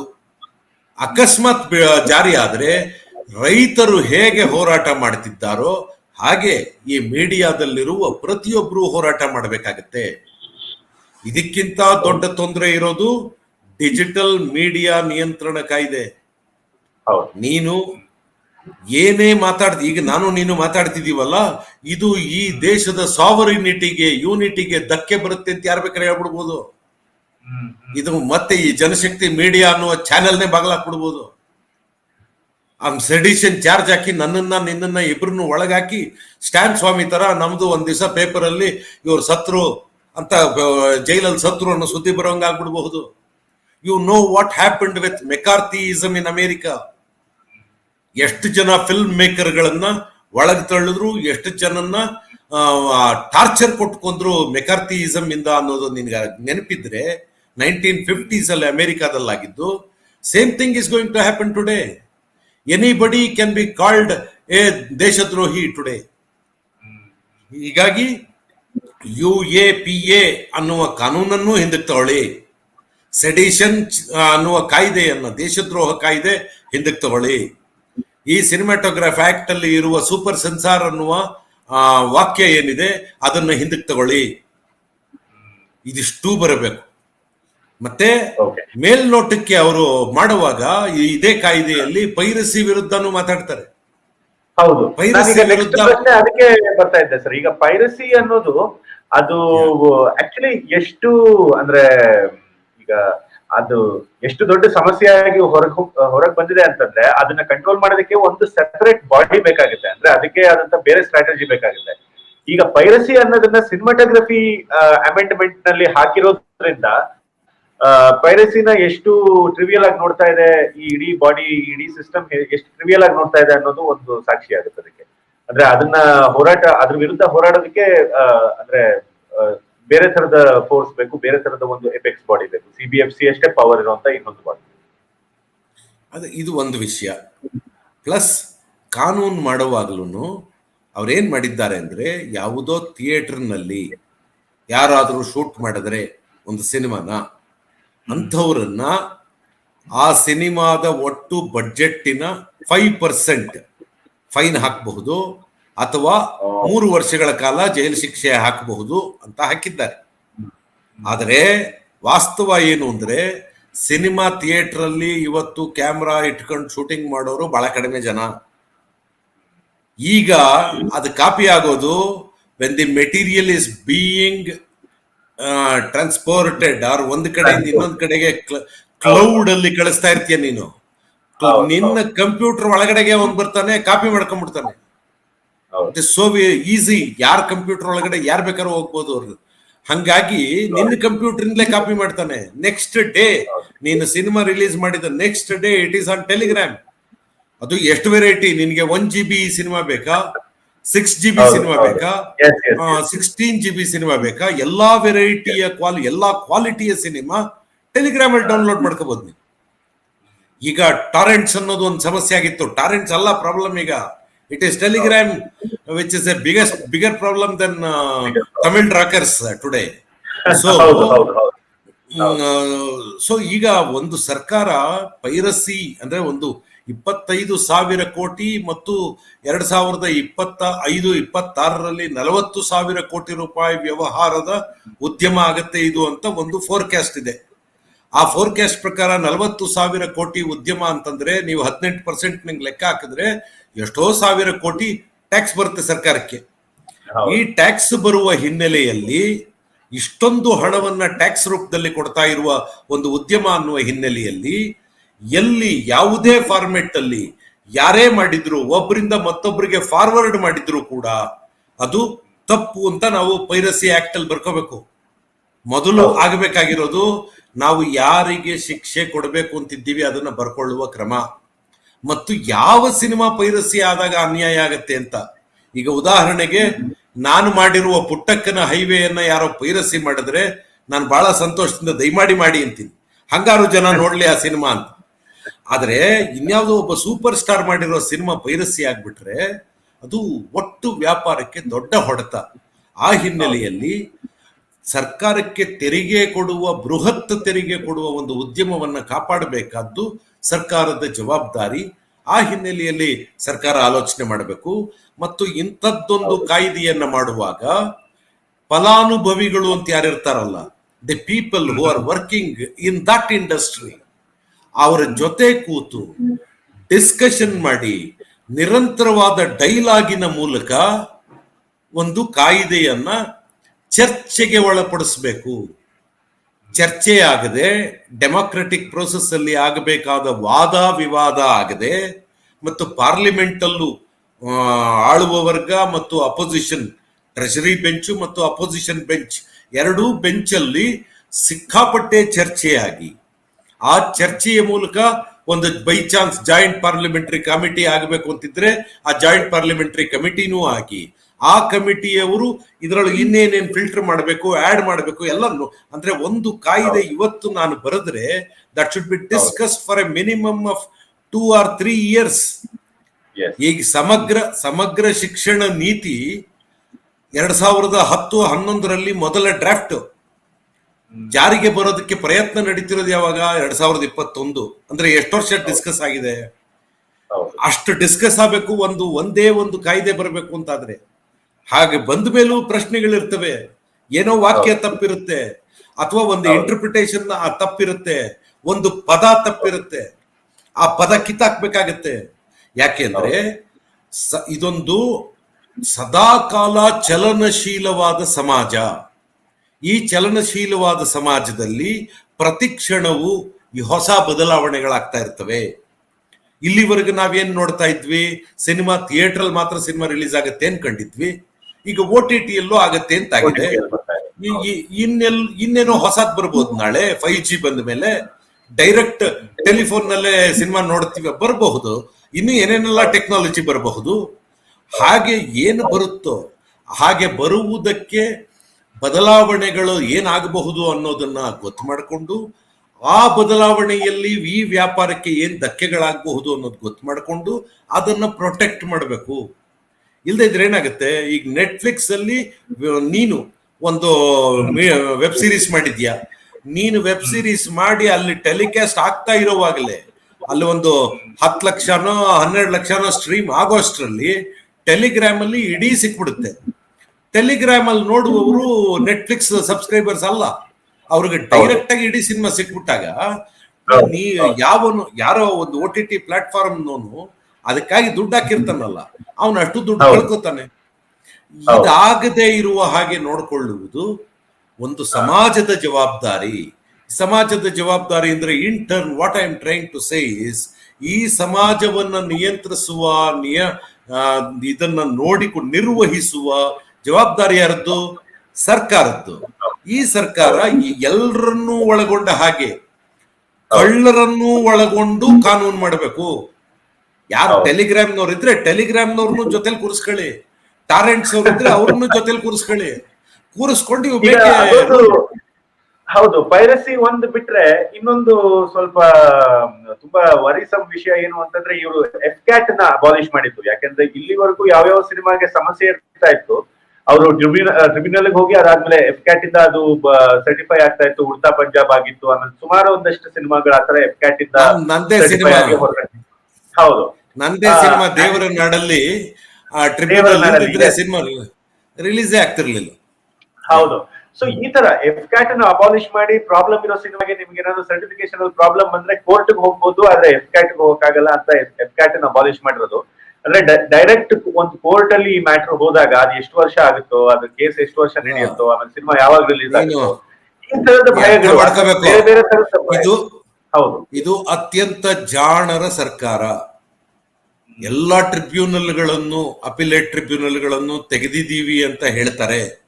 Have they removed GST tribunal ತೆಗೆದಿಲ್ಲ. GST ಅಪಿಲೇಟ್ ಟ್ರಿಬ್ಯುನಲ್ ಇದೆ, ಟ್ಯಾಕ್ಸ್ ಅಪಿಲೇಟ್ ಟ್ರಿಬ್ಯುನಲ್ ಇದೆ. ಅದನ್ನ ತೆಗೆದ್ರೆ ಕೋರ್ಟ್ಗೆ ಅಷ್ಟು ಕೇಸ್ ಬಂತು ಅಂದ್ರೆ ಕೋರ್ಟೇ ನಡೆಸಕ್ಕಾಗಲ್ಲ. ಸೊ ಅತ್ಯಂತ ಜಾಣರ ಸರ್ಕಾರ, ಜಾಣ ಇನ್ ಕೋರ್ಟ್ಸ್. ಯಾವ ನೆನಪಲ್ಲಿ ಇಟ್ಕೋಬೇಕು, ಅವರು ಬಹಳ ಬುದ್ಧಿವಂತಿಕೆಯಿಂದ ಟ್ರಿಬ್ಯುನಲ್ಗೆ ಬರ್ತಾ ಇದ್ದಿದ್ದು ಓನ್ಲಿ 0.2% ಸಿನಿಮಾ. ಹಾಗಾಗಿ ಟ್ರಿಬ್ಯುನಲ್ ನಡೆಸುವುದು ಅನಗತ್ಯ ದುಡ್ಡು ಅಂತ ಮುಂದುವರಿಸ್ತಿಲ್ಲ ಅನ್ನುವ ವಾದ ಮಂಡಿಸ್ತಾ ಇದ್ದಾರೆ. ಈ ಸಮಾಜದಲ್ಲಿ ಪ್ರಶ್ನೆ, 1000 ಜನ ಇದ್ರೆ ಅಥವಾ 100 ಜನ ಇರುವ ಒಂದು ಸೊಸೈಟಿ ಅಂದ್ರೆ 100 ಜನರಲ್ಲಿ ತೊಂದರೆ ಅನುಭವಿಸೋರು ಎಷ್ಟು ಜನ? ಮ್ಯಾಕ್ಸಿಮಮ್ 0.2%. ಅಂದ್ರೆ ಈ ತರಹದ ಸಮಸ್ಯೆ ಅನುಭವಿಸೋರು. ಆ 0.2% ಜನಕ್ಕೆ ಟ್ರಿಬ್ಯುನಲ್ ಬೇಕಾಗಿರೋದು, 100 ಜನಕ್ಕೆ ಟ್ರಿಬ್ಯುನಲ್ ಬೇಕಾಗಿಲ್ಲ. ಬೇಕಾಗಿರೋದು ಇವರಿಗೆ ಒಂದು ಸಾವರಿಸಿಕೊಂಡು ಹೋಗುವ ಜನಕ್ಕಾಗಿಯೇ ನಿಸಾರ್ ಅಹಮದ್ ಅವರು ಕುರಿಗಳು ಪದ್ಯ ಬರೆದಿದ್ದು. ಪ್ರಶ್ನೆ ಕೇಳೋರ್ಗಾಗಿ ಕುರಿಗಳು ಪದ್ಯ ಬರೀಲಿಲ್ಲ ನಿಸಾರ್ ಅಹಮದ್ ಅವರು. ಪ್ರಶ್ನೆ ಯಾವಾಗ ಬರುತ್ತೆ, ಅತ್ಯಂತ miniscule minority will have a questioning force or energy, ಅಂಥವ್ರೇ ಒಂದು CBFCಯ ತೀರ್ಮಾನವನ್ನ ಪ್ರಶ್ನೆ ಕೇಳೋದು. ಸೊ ಹೀಗಾಗಿ ನಾವು ಅರ್ಥ ಮಾಡ್ಕೋಬೇಕು, ಈ ಜಾಣ ಸರ್ಕಾರ ಏನ್ ಮಾಡುತ್ತೆ, ಪ್ರಶ್ನೆ ಕೇಳುವ ಈ 0.2% ಜನರ ಬಾಯಿ ಮುಚ್ಚಿಸುವ ಪ್ರಯತ್ನ ಮಾಡುತ್ತೆ. ಅರ್ಥ ಆಗ್ತಿದ್ಯಾ? ಟ್ರಿಬ್ಯುನಲ್. ಹೌದು, ಈಗ ನೀವು ಉದ್ಯಮದಲ್ಲಿದ್ದೀರಿ, ಎಷ್ಟೋ ವರ್ಷಗಳಿಂದ ಸಿನಿಮಾ ನಿರ್ಮಾಣ ಮಾಡ್ತಾ ಇದ್ದೀರಾ, ನಿರ್ದೇಶನ ಮಾಡ್ತಾ ಇದ್ದೀರಾ, ನಟಿಸ್ತಾ ಇದ್ದೀರಾ. ನಿಮ್ಮ ಅಂದ್ರೆ ಸ್ನೇಹಿತರ ವಲಯದಲ್ಲಿ ಇದ್ರ ಬಗ್ಗೆ ಏನೇನ್ ರೆಸ್ಪಾನ್ಸ್ ಇದೆ? ಅಂದ್ರೆ ನೀವು ಪ್ರತಿದಿನ ಸಿಗುವಂತ ಸ್ನೇಹಿತರು ಸಿನಿಮಾನು ಮಾಡ್ತಾ ಇದಾರೆ, ಈ ತರ ಒಂದು ಉದ್ಯಮದಲ್ಲಿ ಒಂದು ಲೆವೆಲ್ ಅಲ್ಲಿ ಯಾವ ತರದ ರೆಸ್ಪಾನ್ಸ್ ಇದೆ ಈ ಬಿಲ್ ಬಗ್ಗೆ? ಯಾಕಂದ್ರೆ ಎಲ್ಲರ ವ್ಯೂ ಪಾಯಿಂಟ್ ಬೇರೆ ಬೇರೆ ತರ ಇದೆ. I will tell you one thing. Central confederation of Indian industries ಅಂತ ಒಂದು ಇಡೀ ಭಾರತ ದೇಶಕ್ಕೆ ಸಂಬಂಧಪಟ್ಟ ಒಂದು ಕಾನ್ಫೆಡರೇಷನ್ ಇದೆ. ಈ ಕಾನ್ಫೆಡರೇಷನ್ಗೆ ಸೌತ್ ಇಂಡಿಯನ್ ಚಾಪ್ಟರ್ ಕೂಡ ಇದೆ. ಈ ಸೌತ್ ಇಂಡಿಯನ್ ಚಾಪ್ಟರ್ ಅಲ್ಲಿ ಮೀಡಿಯಾ ಅಂಡ್ ಎಂಟರ್ಟೈನ್ಮೆಂಟ್ ವಿಭಾಗ ಅಂತ ಕೂಡ ಇದೆ.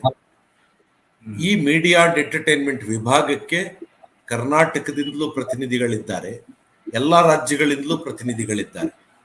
ತೀರಾ ಈಚೆಗೆ 2ನೇ ತಾರೀಕು, ಜುಲೈ 2ನೇ ತಾರೀಕು ಈ ಕಾನ್ಫೆಡರೇಷನ್ ಆಫ್ ಇಂಡಿಯನ್ ಇಂಡಸ್ಟ್ರೀಸ್ ನ ಸಭೆ ನಡೀತು. ಅಲ್ಲಿ ಎಕ್ಸ್ಟೆನ್ಸಿವ್ ಆಗಿ ನಾನು ಈಗ ಏನೇನು ಮಾತಾಡಿದ್ದೀನಿ ಇದು ಎಕ್ಸ್ಟೆನ್ಸಿವ್ ಆಗಿ ಡಿಸ್ಕಸ್ ಆಗಿ ಕೇಂದ್ರ ಸರ್ಕಾರಕ್ಕೆ ಆ ಉದ್ಯಮದಲ್ಲಿರುವ ಅಷ್ಟೂ ಜನರ ಪರವಾಗಿ ಮನವಿಯನ್ನ, ಮೆಮೊರಾಂಡಮ್ ಅನ್ನು ಕೊಡಲಾಗಿದೆ. ಮತ್ತು ಈ ಸೂಪರ್ ಸೆನ್ಸಾರ್ ಅನ್ನುವುದನ್ನು ಬದಲಾಯಿಸಬೇಕು, ಪೈರಸಿ ಆಕ್ಟ್ಗೆ ಈ ತರಹದ ವಿವರಗಳು ಆಡ್ ಆಗಬೇಕು. GST ಬಗ್ಗೆ TDS ಬಗ್ಗೆ ನಾನು ನಿನ್ನ ಹತ್ರ ಆಗಲೇ ಮಾತಾಡ್ತಿದ್ದೆ, ಅದಕ್ಕೆ ಸಂಬಂಧಪಟ್ಟಿದ್ದು ಕೆಲವು ಪ್ರಶ್ನೆಗಳನ್ನು ತೆಗೆದಿದ್ದಾರೆ. ಮತ್ತು ಡಿಜಿಟಲ್ ಮೀಡಿಯಾ ನಿಯಂತ್ರಣ ಕಾಯ್ದೆ ಅಂತ ನಾನು ಏನು ಹೇಳಿದೆ ನಿನಗೆ, ಅದನ್ನ ಕೂಡ ಪ್ರಶ್ನೆ ಮಾಡಿ ಮೆಮೊರಾಂಡಮ್ ಅನ್ನ whole industry as a voice has given a memorandum to the government. ಇದು ಒಟ್ಟು ಉದ್ಯಮದ ಪ್ರಾತಿನಿಧ್ಯ. ಇದು ಅಂದರೆ ಇಡೀ ಉದ್ಯಮದಲ್ಲಿ ಇರುವ ಯಾವನೇ ಆದರೂ ಅವನು ತಯಾರು ಮಾಡಿರೋ ಸಿನಿಮಾಕ್ಕೆ ಮುಂದೆ ಇನ್ನು 5 ವರ್ಷ 24ನೇ ಇಸ್ವಿಲಿ ಇನ್ಯಾರ ಬರ್ಬೋದಪ್ಪ ಹೊಸ ಸರ್ಕಾರ. ಆ ಸರ್ಕಾರದವರು ಇವತ್ತು ಮಾಡಿರುವ ಯಾವುದೋ ಒಂದು ಸಿನಿಮಾನ ಅವನು ಇವತ್ತಿನ ಸರ್ಕಾರನ ಓಲೈಸೋ ಹಾಗೆ ಮಾಡಿರೋ ಸಿನಿಮಾನ 24ನೇ ಇಸ್ವಿಲಿ ಬಂದವನು ವಾಪಸ್ ತಗೊಂಡ್ಬಿಟ್ರೆ ಅವನಿಗೂ ಕಷ್ಟವೇ. ಸೊ ಎಲ್ಲಾ ಫಿಲ್ಮ್ ಮೇಕರು ಕೂಡ ಇದನ್ನ ಅನುಮಾನವೇ ಇಲ್ಲ, ಎಲ್ಲರೂ ಪ್ರಶ್ನೆ ಮಾಡಲೇಬೇಕು. ಇಲ್ದಿದ್ರೆ ಅವರು ನಿಂತಿರುವ ನೆಲವೇ ಕುಸಿಯುವ ಸ್ಥಿತಿ. ಹಾಗಾಗಿ ನನಗೆ ಗೊತ್ತಿರುವ ಯಾರ್ಯಾರಿದ್ದಾರೆ, ನನ್ನ ಪರಿಚಿತರು ಅಂತ ಯಾರ್ಯಾರಿದ್ದಾರೆ, ನನ್ನ ಜೊತೆ ಕೆಲಸ ಮಾಡ್ತಿರುವ ಸಹ ಉದ್ಯಮಿಗಳು ಅಂತ ಯಾರಿದ್ದಾರೆ, ಕಲೀಗ್ಸ್ ಅಂತ ಯಾರಿದ್ದಾರೆ, ಎಲ್ಲರ ಜೊತೆಗೂ ಈ ವಿಷಯ ಮಾತಾಡಿದ್ದೇನೆ. ಯಾರು ಇವುಗಳನ್ನು ಒಪ್ಕೊಳ್ಳೋಕ್ಕೆ ಸಾಧ್ಯವೇ ಇಲ್ಲ. ವಿಶೇಷವಾಗಿ TDS ಅಂತೂ ಅದ್ರ ಬಗ್ಗೆ ನೀನು ಇನ್ನೂ ಪ್ರಶ್ನೆ ಕೇಳಿಲ್ಲ. ಅದ್ರ ಬಗ್ಗೆ ಚರ್ಚೆ ಮಾಡಿದಾಗ ಅದ್ರ ಮತ್ತಷ್ಟು ವಿಷಯ ಹೇಳ್ತೀನಿ. Everybody whoever is working in this industry, in whether he is a supporter of the central government or he may not be a supporter of the central government, or he may be a supporter of a specific party, or may not be a supporter, may not be even political, but he is going to be harassed by such a rule which is being brought out by the central government. CBFC cinematograph amendment ಅಂತ ಏನ್ ಮಾಡಿದ್ದಾರೆ, that is highly ಒಂದು ತುಂಬಾ ಏನು ಗವರ್ನೆನ್ಸಿನ ತುಟ್ಟು ತುದಿ. ಅದು ಅಂಕುಶವನ್ನು ಇಟ್ಕೊಂಡು ತಿವಿಯಕ್ಕೆ ಇಟ್ಕೊಂಡು ಇರುವಂತಹ ಸ್ಥಿತಿ. ಓಕೆ, ಈಗ ಸರ್ ನನಗೆ ಇನ್ನೊಂದು ಇದಕ್ಕೆ ಹೊಂದ್ಕೊಂಡಿರುವಂತ ಒಂದು ಪ್ರಶ್ನೆ ಅಂದ್ರೆ, ಈ ತರದ ಒಂದು ಯಾವುದೋ ಒಂದು ಸರ್ಕಾರ, ಒಕ್ಕೂಟ ಸರ್ಕಾರ, ಅದ ನಮ್ಮ ತಲೆ ಮೇಲೆ ಕೂತು ನಾವು ಕ್ರಿಯೇಟ್ ಮಾಡೋ ಆರ್ಟ್ ಇದೇ ತರ ಇರಬೇಕು ಅಂತ ನಮ್ಮನ್ನ ಡೈರೆಕ್ಟ್ ಮಾಡುವಂತ ಕಾಲ ಏನಾದ್ರು ಬಂದ್ಬಿಟ್ರೆ, ಆಗ ಈ ಪೊಲಿಟಿಕಲ್ ಫಿಲ್ಮ್ಸ್ ಮಾಡ್ತಾ ಇದಾರೆ. ಈಗ ರಾಜನೈತಿಕ ಹಿನ್ನೆಲೆಯಲ್ಲಿ ಒಂದಷ್ಟು ಸಿನಿಮಾಗಳು ಬಂತು. ಅದು ದಲಿತ ರಾಜಕಾರಣ ಆಗಿರ್ಬೋದು, ಬೇರೆ ಸುಮಾರು ಥರದ ರಾಜಕಾರಣಗಳದ ಒಂದಷ್ಟು ಕಥೆಗಳು ಬಂತು. ಈ ಪೊಲಿಟಿಕಲ್ ಫಿಲ್ಮ್ಸ್ ಮಾಡುವವರ ಏನಂತಾರೆ ಡಿರೆಕ್ಷನ್ ಯಾವ ತರ ಇರ್ಬೋದು? ಯಾಕಂದ್ರೆ ಇಷ್ಟೊಂದು ಕಂಟ್ರೋಲ್ ಮಾಡುವಂತಹ ಪರಿಸ್ಥಿತಿಯಲ್ಲಿ ನಾವು ಬಂದ್ಬಿಟ್ರೆ ಅವ್ರು ಹೇಗೆ ಅವರ ಕಥೆಗಳನ್ನ ಹೇಳೋದಕ್ಕೆ ಸಾಧ್ಯ?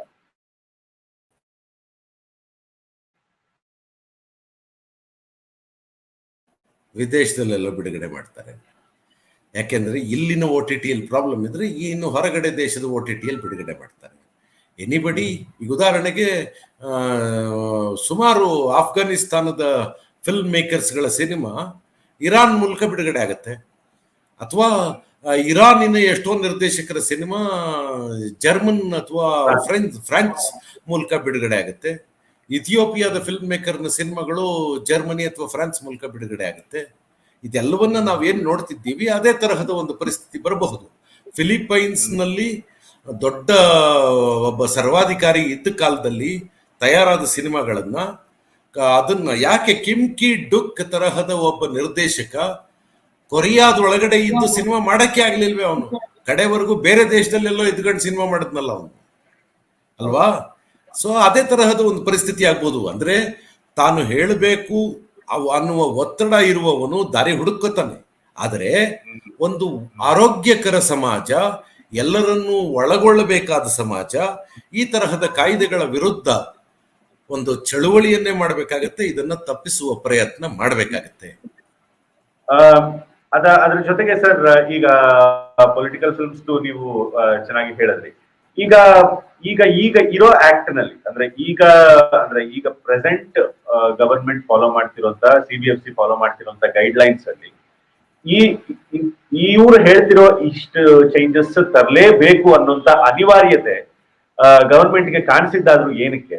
ಅಂದ್ರೆ ನಿಮ್ಗನ್ಸುತ್ತಾ? ಅಂದ್ರೆ ಫಿಲ್ಮ್ ಮೀಡಿಯಂನೇ ತಗೊಂಡ್ರೆ ಅಲ್ಲ ಅಣ್ಣ, ಈ ಕಳೆದ 2 ವರ್ಷದಿಂದ ಇದಾಗ್ತಾ ಇದೆ. ಡಿಜಿಟಲ್ ಮೀಡಿಯಾ ನಿಯಂತ್ರಣ ಕಾಯ್ದೆ ಜಾರಿಗೆ ಬಂದು ಆಗ್ಲೇ 6-7 ತಿಂಗಳಾಗೋಯ್ತು. ಕೃಷಿ ಕಾಯ್ದೆಗಳು ಯಾವಾಗ ಜಾರಿಗೆ ಬಂತೋ ಅದೇ ಟೈಮಲ್ಲೇ ಡಿಜಿಟಲ್ ಮೀಡಿಯಾ ಕಂಟ್ರೋಲ್ ಆಕ್ಟ್ ಕೂಡ ಬಂದಿದ್ದು. ಅದಕ್ಕೆ ಸಂಬಂಧಪಟ್ಟ ಕೇಸ್ಗಳನ್ನ ಈಗ ಟ್ವಿಟರ್ ಮತ್ತು ಸರ್ಕಾರದ ಜೊತೆಗೆ ಹೋರಾಟಗಳು ನಡೀತಾ ಇದೆ, ಕೋರ್ಟ್ಗಳಲ್ಲಿ ಚರ್ಚೆಗಳಾಗ್ತಾ ಇದೆ. ಆದ್ರೆ ಈಗಾಗಲೇ ಈ ಕಾಯ್ದೆ ಜಾರಿಯಲ್ಲಿದೆ, ಅದರ ಮುಂದುವರಿಕೆನೇ ಇದು. ಅಂದ್ರೆ ನನ್ನ ದೇಶದಲ್ಲಿರುವ ಜನ ನನ್ನನ್ನ ಹೊಗಳುವ ಸಿನಿಮಾ ಮಾತ್ರ ಅಥವಾ ಹೊಗಳುವ ವಿಷಯ ಮಾತ್ರ ಇರಬೇಕು, ಬೈಯುವ ವಿಷಯ ಇರಬಾರ್ದು, ಪ್ರಶ್ನೆ ಕೇಳುವ ವಿಷಯ ಇರಬಾರ್ದು ಅಂತ ಒಂದು ಸರ್ಕಾರ, ಆಳುವ ಸರ್ಕಾರ ತೀರ್ಮಾನ ತಗೊಂಡಂಗೆ ಅಲ್ವಾ. ಈಗ ಯು ಶುಡ್ ರಿಮೆಂಬರ್, ಅದು ಒಬ್ಬ ರಾಜನಿಗೆ ಒಂದು ಬಟ್ಟೆ ತಂದು ಕೊಟ್ಬಿಡ್ತಾನೆ. ಬಟ್ಟೆ ಇದು ಎಷ್ಟು ಚೆನ್ನಾಗಿದೆ ಅಂದ್ರೆ ಇನ್ಯಾರು ಈ ತರದ ಬಟ್ಟೆ ನೀವು ಕಾಣಿಸೋದೇ ಇಲ್ಲ ಯಾರ ಕಣ್ಣಿಗೂ ಅಂತ ಬಟ್ಟೆ ಹಾಕೊಳ್ಳಿ ನೀವು ಅಂತ ಕೊಡ್ತಾನೆ. ಅದು ಆಕ್ಚುಲಿ ರಾಜನು ಹಾಕತಾನೆ, ಆ ಬಟ್ಟೆ ಹಾಕೊಂಡಿದ್ದೀನಿ ಅಂತ. ಈಗ ನೋಡಿದ್ರಲ್ಲ, ಆಹಾ ಮಹಾರಾಜರೇ ಎಷ್ಟ್ ಚೆನ್ನಾಗಿದ್ದೀರಿ ಅಂತಿರ್ತೀರಿ. ಆದ್ರೆ ಒಂದು ಮಗು ಮಾತ್ರ ಹೇಳುತ್ತೆ, ಅದ್ ಯಾಕೆ ರಾಜ ಬಟ್ಟೆನೆ ಹಾಕೊಂಡಿಲ್ಲ, ಬೆತ್ತಲೆ ಇದ್ದಾನೆ ಅಂತ ಒಂದು ಮಗು ಹೇಳುತ್ತೆ. ಹಾಗೆ ಇದು ನಿನಗೆ ಅರ್ಥ ಆಗ್ಬೇಕು. ಪ್ರತಿಯೊಬ್ಬರು ಮಹಾರಾಜ ಮಾಡಿದ್ದನ್ನ ಆಹಾ ಓಹೋ ಅಂತ ಮೆಚ್ಚಿಕೊಳ್ಳುವಂತಹ ಜಗತ್ತಿದೆಯಲ್ಲ, ಅದು ಯಾವತ್ತಿಗೂ ಅಪಾಯಕಾರಿ ಜಗತ್ತು, ಅನಾರೋಗ್ಯಕಾರಿ ಜಗತ್ತು. ಅದು ಇರುವವರೆಗೂ ಜನರ ಮೇಲೆ ನಿಯಂತ್ರಣವನ್ನ ಸಾಧಿಸುವ ಈ ತರಹದ ಕಾಯ್ದೆಗಳು ಬರ್ತಾನೆ ಇರ್ತವೆ. ಇದರ ವಿರುದ್ಧ ಜನ ಒಗ್ಗಟ್ಟಾಗಿ ಧ್ವನಿ ಎತ್ತುವುದು ಅನಿವಾರ್ಯ, ಅಗತ್ಯ, ಮತ್ತು ಇದು ಒಂದು ಸಮಾಜದ ಆರೋಗ್ಯಕ್ಕಾಗಿ ಮಾಡಬೇಕಾದ ಕೆಲಸ. ಅರ್ಥವಾಯ್ತೆ? ಕರೆಕ್ಟ್. ಅದಾದ್ಮೇಲೆ ಸರ್, ಈಗ ಅಂದ್ರೆ ಪ್ರತಿಯೊಂದು ಇಂಡಸ್ಟ್ರಿಯಿಂದನೂ ಮಾತಾಡ್ತಾ ಇದಾರೆ. ಹಿಂದಿಯವರು ಸುಮಾರು ಜನ, ಅಂದ್ರೆ ಫರಾನ್ ಸರ್ ಮಾತಾಡಿದ್ರು, ಅನುರಾಗ್ ಕಶ್ಯಪ್, ದಿವಾಕರ್ ಬ್ಯಾನರ್ಜಿ, ಸೋಯಾ ಅಖ್ತರ್ ಇವರೆಲ್ಲರೂ ಮಾತಾಡಿದ್ರು. ಸೌತ್ ಅಲ್ಲೂ ನೋಡ್ತಾ ಇದ್ದೀವಿ. ಆಮೇಲೆ ಆ ಲೆಟರ್ ಸೈನ್ ಮಾಡಿರೋರಲ್ಲಿ ಸುಮಾರು ಜನ ನೀವು ಇದ್ದೀರಾ. ಹೌದು, ಬಿಗ್ ಪ್ಲೇಯರ್ಸ್. ಆದ್ರೆ ರಜನಿಕಾಂತ್ ಮಾತಾಡಿಲ್ಲ, ಸಲ್ಮಾನ್ ಖಾನ್ ಮಾತಾಡಿಲ್ಲ, ಶಾರುಖ್ ಖಾನ್ ಮಾತಾಡಿಲ್ಲ. ಕೆಳಗೆ those far in the lower end of the hierarchy ಅವ್ರು ಮಾತಾಡ್ತಿದ್ದಾರೆ. ಆ ದೊಡ್ಡ ಜನ ಮಾತಾಡಬೇಕು. They are the people who are going to be affected. ಈಗ ಕಾಲಾ ತರಹದ ಒಂದು Rajinikanth cinema black and white ಬಗ್ಗೆ ಆ ಸಿನಿಮಾ ಮಾತಾಡ್ತಿದೆ. ಬ್ಲ್ಯಾಕ್ ಅಂಡ್ ವೈಟ್ ಅನ್ನೋ, ಬ್ಲ್ಯಾಕ್ ಅಂದ್ರೆ ಏನು, ವೈಟ್ ಅಂದ್ರೆ ಏನು, ಈ ಕಲರ್ ಅನ್ನುವ ಇದೇ ತಪ್ಪು ಅನ್ನೋದನ್ನ ಹೇಳಕ್ ಹೊರಡುವ ಆ ಸಿನಿಮಾನ ಇನ್ನು ಯಾವುದೋ ಈ ಆರ್ಡರ್ ಕಾಯ್ದೆ ಬಂದಿದೆ ಅನ್ನೋ ಕಾರಣಕ್ಕೆ ಸರ್ಕಾರ ಹಿಂದಕ್ಕೆ ತಗೊಳುತ್ತೆ ಅಂದ್ರೆ ಆ ಸಿನಿಮಾನ ಡಿಸ್ಟ್ರಿಬ್ಯೂಷನ್ಗೋ ಅಥವಾ OTT ಪ್ಲಾಟ್ಫಾರ್ಮ್ ಅಲ್ಲೋ ಹಾಕಿರೋ ಒಂದು ಕಥೆಯನ್ನು, ಆ ದೃಷ್ಟಿಯಿಂದ ಆ ಸೂಪರ್ ಸ್ಟಾರ್ಗಳು ಮಾತಾಡಬೇಕು. When they talk, automatically the government is going to listen. Okay, ಈಗ ಇದಾದ ನಂತರ ಸರ್, ನಮ್ಮ ಕನ್ನಡ ಚಿತ್ರರಂಗದ ಕಡೆಯಿಂದ ಏನೇನು ಸ್ಟೆಪ್ಸ್ ತಗೊಳ್ತಾ ಇದ್ದಾರೆ ಅಥವಾ ಮುಂದೆ ತಗೊಳ್ಳೋರಿದ್ದಾರೆ ಇದರ ವಿರುದ್ಧ ಆಗಿರ್ಬೋದು, ಅಥವಾ ಇದ್ರ ಬಗ್ಗೆ ಸಿನಿಮಾಟೋಗ್ರಫಿ ಅಮೆಂಡ್ಮೆಂಟ್ ಆಕ್ಟ್ 2021 ಬಗ್ಗೆ ಕನ್ನಡ ಚಿತ್ರರಂಗದ ಕಡೆಯಿಂದ ಒಂದು ಅಂದ್ರೆ ಪೊಲಿಟಿಕಲ್ ಇಂಟ್ರೆಸ್ಟ್ ತೋರಿಸಿ ಆಕ್ಟ್ ಮಾಡುವಂತದ್ದು ಏನಾದ್ರು ಒಂದು ನೋಡ್ಬೋದಾ ನಾವು? ಅಂದ್ರೆ ಆ ತರದ್ದು ಏನಾದ್ರು ಕೆಲಸಗಳು ನಡೀತಾ ಇದೆ? ಪ್ರಯತ್ನಗಳು ಅಂತ ಕೆಲವರು ಮಾಡ್ತಾ ಇರಬಹುದು, ಅದು ಸುದ್ದಿ ಆಗಿಲ್ಲದೆ ಇರಬಹುದು. ಆದರೆ ಕನ್ನಡ ಸಿನಿಮಾನೋ, ಮಲಯಾಳಿ ಸಿನಿಮಾನೋ, ಅಥವಾ ಯಾವುದೇ ಭಾಷೆಯ ಸಿನಿಮಾ ಇರಲಿ, ಒಟ್ಟಾರೆಯಾಗಿ ಎಲ್ಲ ಸಿನಿಮಾಗಳ ಮೇಲೆ ಈ ತರಹದ ಒಂದು ಅಂಕುಶ ಬಂದು ಕೂತ್ಕೋತಿದೆ ಅಂತಂದ್ರೆ ಎಲ್ಲರೂ ಮಾತಾಡಬೇಕು. ಕನ್ನಡ ಸಿನಿಮಾದವರು ಆಡುವ ಮಾತು ದೊಡ್ಡ ಶಬ್ದವಾಗಿ ದೇಶದಲ್ಲಿ ಅಲ್ಲ, ಕರ್ನಾಟಕದಲ್ಲೇ ಕೇಳೋದಿಲ್ಲ. ಇದು ನಿಮಗೂ ಗೊತ್ತಿರಬೇಕು, ನನಗೂ ಗೊತ್ತಿರಬೇಕು. ಯಾಕೆ ಅಂದ್ರೆ ಕಳೆದ 2020 ಮಾರ್ಚ್ನಿಂದ ಇಲ್ಲಿಯವರೆಗೆ ಈಗಾಗಲೇ ಫಿಕಿ ಅನ್ನುವ ಆರ್ಗನೈಸೇಷನ್ ತಂದಿರುವಂತಹ ವರದಿಯ ಪ್ರಕಾರ ಕನ್ನಡ ಸಿನಿಮಾ ನೋಡುವವರ ಸಂಖ್ಯೆ 2019ರಲ್ಲಿ 18% ಇದ್ದಿದ್ದು ಈಗ ಇಟ್ ಈಸ್ ಟಚಿಂಗ್ -1%. ಹೀಗಾಗಿ ಕನ್ನಡ ಸಿನಿಮಾದವರು ಆಡುವ ಮಾತನ್ನ ಕನ್ನಡ ಲೋಕದಲ್ಲಿರುವ ಜನವೇ ಕೇಳೋದು ಕಷ್ಟ ಅನ್ನುವ ಪರಿಸ್ಥಿತಿ ಇದೆ. ಯಾರೋ ಸೂಪರ್ ಸ್ಟಾರ್ ಮಾತಾಡಿದ್ರೆ ಅವರ ಅಭಿಮಾನಿಗಳು ಕೇಳಬಹುದು, ಆದರೆ ಒಟ್ಟಾರೆಯಾಗಿ ಒಂದು ಉದ್ಯಮವಾಗಿ ಇದು ಶಕ್ತಿಯನ್ನು ಕಳ್ಕೊಂಡಿದೆ. ಕಳೆದ 1-1.5 ವರ್ಷಗಳಲ್ಲಿ ಕರೋನಾ ಹೀಗೆ ಒಂದಾದ್ಮೇಲೆ ಒಂದು ಹೊಡೆತಗಳಿಂದಾಗಿ ಶಕ್ತಿಯನ್ನು ಕಳ್ಕೊಂಡಿದೆ. ಶಕ್ತಿ ಇರುವಂತಹ ಉದ್ಯಮಗಳು ಈಗ ಮಾತಾಡಬೇಕು. ಅವರ ಜೊತೆಗೆ ಕನ್ನಡದವರು ಧ್ವನಿ ಸೇರಿಸಬೇಕು. ಅವಾಗ ಮಾತ್ರ ಏನಾದರೂ ಬದಲಾವಣೆ ಆಗೋಕ್ಕೆ ಸಾಧ್ಯ. ಅನೇಕ ಪತ್ರಿಕೆಗಳಲ್ಲಿ ಕನ್ನಡ ಉದ್ಯಮದ ಸುಮಾರು ಜನ ತಮ್ಮ ಅಭಿಪ್ರಾಯಗಳನ್ನು ಮಂಡಿಸಿದ್ದಾರೆ. ಬಹುತೇಕ ನಾಡಿನ ಖ್ಯಾತ ಮತ್ತು ಅತ್ಯಂತ ಹೆಚ್ಚು ಸರ್ಕ್ಯುಲೇಷನ್ ಇರುವ ದಿನಪತ್ರಿಕೆಗಳಲ್ಲಿ ಈ ಸಿನಿಮಾಟೋಗ್ರಫಿ ಆಕ್ಟಿನ ತಿದ್ದುಪಡಿ ಏನಿದೆ ಇದಕ್ಕೆ ಪ್ರತಿಕ್ರಿಯೆಯನ್ನ ಹಲವರು ಕೊಟ್ಟಿದ್ದಾರೆ. ಅದರಲ್ಲಿ ಬಲಪಂಥೀಯರು ಇದ್ದಾರೆ, ಎಡಪಂಥೀಯರು ಇದ್ದಾರೆ. ಎಲ್ಲರೂ ಈ ಬದಲಾವಣೆ ತೊಂದರೆ ಮಾಡುತ್ತೆ ಅಂತಲೇ ಹೇಳಿದ್ದಾರೆ. ಕಡೆಯದಾಗಿ ಪ್ರಶ್ನೆ ಕೇಳ್ತಾ ಇರೋದು 45 ನಿಮಿಷ ಆಗಿದೆ. ಕಡೆ ಒಂದು ಪ್ರಶ್ನೆ ಕೇಳ್ತಾ ಇದ್ದೀನಿ. ಈಗ ನಿಜವಾಗ್ಲೂ ಈಗ ನೀವು ಒಂದಷ್ಟು ಜನ ಯಂಗ್ಸ್ಟರ್ಸ್ ನೋಡಿದಾಗ, ಅವರು ಹೇಳ್ತಿರುವಂತ ಕಥೆಗಳನ್ನ ನೋಡಿದಾಗ, ನೀವು ಇವತ್ತು ಒಂದಷ್ಟು ಪ್ರೊಡ್ಯೂಸರ್ಸ್ ಹತ್ರ ಇರುವಂತ ಕಥೆಗಳು ಯಾವ್ದ್ಯಾವ್ದು ಅಂತ ಗಮನಿಸಿದಾಗ ನಿಮ್ಗೆ ಒಂದು ಕ್ರಿಯೇಟಿವ್ ಆಗಿ ಒಂದು ಅಂಡ್ರೆಸ್ಟ್ ಹುಟ್ಟಿ ಒಂದು ಕಲ್ಚರಲ್ ರೆವಲ್ಯೂಷನ್ ಸ್ಟಾರ್ಟ್ ಮಾಡುವಂತಹ ಸ್ಥಿತಿಯಲ್ಲಿ ಕನ್ನಡದ ಯಾವ್ದಾದ್ರು ನಿರ್ದೇಶಕನಿಗಿದೆಯಾ? ಅಂದ್ರೆ ಆ ತರದ ಒಂದು ಕ್ರಿಯೇಟಿವ್ ಅಂಡ್ರೆಸ್ಟ್ ನ ತನ್ನ ಕೆಲಸದ ಮೂಲಕನೇ ಶುರು ಮಾಡಿ ಜನರನ್ನೆಲ್ಲ ಒಗ್ಗೂಡಿಸುವಂತ ಒಂದು ಕಾರ್ಯಕ್ರಮ ಸಿನಿಮಾದ ಮೂಲಕನೇ. ಮೇನ್ ಸ್ಟ್ರೀಮ್ ಸಿನಿಮಾದಲ್ಲಿ ಈ ತರಹದ ನೀನು ಹೇಳ್ತಾ ಇರುವಂತಹ ಸಿನಿಮಾಗಳು ಬರುವುದು, ಜಾಫರ್ ಪನಾಹಿ ತರಹದ ಸಿನಿಮಾನು ಆ ತರಹದ ಸಿನಿಮಾ ಬರುವುದು ಕಷ್ಟ. ಯಾಕೆಂದ್ರೆ the stakes are too big. ಆ ಸ್ಟೇಕ್ಸ್ ನ ಪ್ರೊಟೆಕ್ಟ್ ಮಾಡ್ಕೊಳ್ಳೋದೇ ಅವನ ದೊಡ್ಡ ಕಷ್ಟವಾಗ್ಬಿಟ್ಟಿರುತ್ತೆ. ಸಣ್ಣ ಸಿನಿಮಾ ಮಾಡೋರು ಸುಮಾರು ಜನ ಈ ತರಹದ ಕತೆಗಳನ್ನು ನನಗೆ ಹೇಳಿದ್ದಾರೆ. ಕೆಲವರು ಇಷ್ಟರಲ್ಲೇ ಶೂಟಿಂಗ್ ಮಾಡುವ ಪ್ರಯತ್ನದಲ್ಲಿದ್ದಾರೆ. ಮತ್ತೆ ತುಂಬಾ ವಿಶಿಷ್ಟವಾದ ಕತೆಗಳನ್ನು ಮಾಡ್ತಿರುವ ಹಲವು ಜನ ಇದ್ದಾರೆ. ಅವರು ಕೇವಲ ಹೊಸಬರು ಅಂತ ನಾನು ಹೇಳ್ತಿಲ್ಲ, ಕೆಲವರು ಹಳಬರು ಇರಬಹುದು ಅದರಲ್ಲಿ. ಆದರೆ ವಿಶಿಷ್ಟವಾದ ಕಥೆಯನ್ನ ಹೇಳುವ ಪ್ರಯತ್ನ ಮಾಡ್ತಿರುವ ತುಂಬಾ ಜನ ಇದ್ದಾರೆ. ಔಟ್ ಆಫ್ 100 ಫಿಲ್ಮ್ಸ್ ಈ ತರಹ ಪೊಲಿಟಿಕಲಿ ಅವೇರ್ ಆಗಿರುವ ಮತ್ತು ಪೊಲಿಟಿಕಲ್ ಕಾನ್ಶಿಯಸ್ನೆಸ್ ಜೊತೆಗೆ ಸಿನಿಮಾ ಮಾಡುವ ಒಂದು 5% ಜನವಾದರೂ ಇದ್ದಾರೆ ಈ ಉದ್ಯಮದಲ್ಲಿ. ಆ ಜನ ಮಾಡ್ತಾನೆ ಇರ್ತಾರೆ ತಮ್ಮ ಕೈಲಾಗುವ ಪ್ರಯತ್ನವನ್ನ. ಅದು ಮುಂಬರುವ ಕಾಲದಲ್ಲಿ ಈ ಕಾಯ್ದೆಗಳು ಜಾರಿಗೆ ಬಂದಾಗ ಏನಾಗ್ತದೆ, ಅಕಸ್ಮಾತ್ ಈ ಕಾಯ್ದೆಯನ್ನು ಸರ್ಕಾರ ಹಿಂದಕ್ಕೆ ತಕೊಂಡ್ರೆ ಏನಾಗ್ತದೆ, ಈ ಎಲ್ಲ ಪ್ರಶ್ನೆಗಳ ಹಿನ್ನೆಲೆಯಲ್ಲಿ ಈ ಸಿನಿಮಾಗಳಾಗುವುದೇ ಏನು ಸುಲಭ ಅಲ್ಲ. ಸುಮಾರು ಜನ ಇದ್ದಾರೆ. ದಲಿತ್ ಇಶ್ಯೂಸ್ ಇಟ್ಕೊಂಡು ಸಿನಿಮಾ ಮಾಡ್ತಿರುವ ಹಲವರಿದ್ದಾರೆ. ಆಮೇಲೆ ಕ್ವೀರ್ ಕಮ್ಯುನಿಟಿ ಮತ್ತು ಇದು ಜೆಂಡರ್ ಬಯಾಸ್ ಇಟ್ಕೊಂಡು ಸಿನಿಮಾ ಮಾಡ್ತಿರೋರು ಹಲವರಿದ್ದಾರೆ. ಇದೆಲ್ಲ ಮೇನ್ ಸ್ಟ್ರೀಮ್ ಸಿನಿಮಾಲ್ಲಿ ಚರ್ಚೆ ಆಗದಿರುವ ವಿಷಯಗಳು. ಆಮೇಲೆ ದಲಿತ್ ಸಿನಿಮಾಗಳು ಅಂತ ಏನು ತಮಿಳುನಾಡಿನಲ್ಲಿ ಅಥವಾ ಮಲಯಾಳಂನಲ್ಲಿ ಮರಾಠಿಯಲ್ಲಿ ಆಗ್ತಾ ಇದೆ, ಆ ತರಹದ ಸಿನಿಮಾಗಳನ್ನ ಕನ್ನಡದಲ್ಲೂ ತೆಗಿಬೇಕು ಅಂತ ಪ್ರಯತ್ನ ಪಡ್ತಿರುವ ಹಲವರಿದ್ದಾರೆ. ಆ ಅಂಬೇಡ್ಕರ್ ವಾದದ ಮುಂದುವರಿಕೆಯಾಗಿ ಸಿನಿಮಾ ತೆಗಿತಾ ಇರುವ ಹಲವರಿದ್ದಾರೆ. ಅದರಲ್ಲಿ ಒಂದೆರಡರಲ್ಲಿ ನಾನು ಪಾತ್ರ ಕೂಡ ಮಾಡಿದ್ದೇನೆ ಈಗಾಗಲೇ. ಇವೆಲ್ಲ ಸಿನಿಮಾಗಳು ಯಾವ ರೀತಿಯ ಸದ್ದನ್ನು ಮಾಡುತ್ತೆ, ಯಾವ ರೀತಿ ಪ್ರತಿಕ್ರಿಯೆ ಹುಟ್ಟಾಕತ್ತೆ ನಮ್ಗೆ ಗೊತ್ತಿಲ್ಲದೆ ಇರೋದು. ಆದ್ರೆ ಪ್ರಯತ್ನಗಳಂತೂ ಆಗ್ತಾ ಇದೆ ಅನ್ನೋದಂತೂ ಸತ್ಯ. ಇದು ಬಹಳ ಮುಖ್ಯವಾದದ್ದು. ಅದೇ ಕೋಎಕ್ಸಿಸ್ಟ್ ಆಗ್ಬೇಕಾಗ್ತದೆ. ಅಂದ್ರೆ ಈಗ ಹೌದು, ಎಲ್ಲಾ ತರದ ಸಿನಿಮಾಗಳಿಗೂ ಜಾಗ ಇರಬೇಕು, ಎಲ್ಲಾ ತರದ ಆಡಿಯನ್ಸ್ ಜನ ಎಲ್ಲಾ ತರದ ಸಿನಿಮಾಗಳು. ಈಗ ನಾವು ಯಾಕೆಂದ್ರೆ ಬೆಂಗಳೂರು ಫಿಲ್ಮ್ ಫೆಸ್ಟಿವಲ್ ಬಂದಾಗ, ಯಾಕೆಂದ್ರೆ ತುಂಬಾ ಯಾವ್ದೋ ಒಂದು ಯುರೋಪಿಯನ್ ಫಿಲ್ಮ್ಗೆ ಕ್ಯೂನ್ ಅಂದ್ರೆ ಒಳಗಡೆ ಹೋಗೋದಕ್ಕೆ ಜಾಗ ಇರಲ್ಲ, ಅಷ್ಟು ಜನ ನಿಂತಿರ್ತಾರೆ. ಬೆಂಗಳೂರಿನಲ್ಲಿ ಆ ತರದ ಸಿನಿಮಾಗಳು ನೋಡೋದಕ್ಕೂ ಜನಗಳಿದ್ದಾರೆ. ಆದ್ರಿಂದ ಎಲ್ಲರಿಗೂ ಒಂದು ಕೋ ಎಕ್ಸಿಸ್ಟಿಂಗ್ ಸ್ಪೇಸ್ ನ ಸಿಸ್ಟಮ್ ಕ್ರಿಯೇಟ್ ಮಾಡಿಕೊಟ್ರೆ ಎಲ್ಲ ಸಿನಿಮಾನು ಫೇರ್ಲಿ ಸೇಲ್ ಆಗುತ್ತೆ ಅಂತಾನೆ ಅನ್ಸುತ್ತೆ.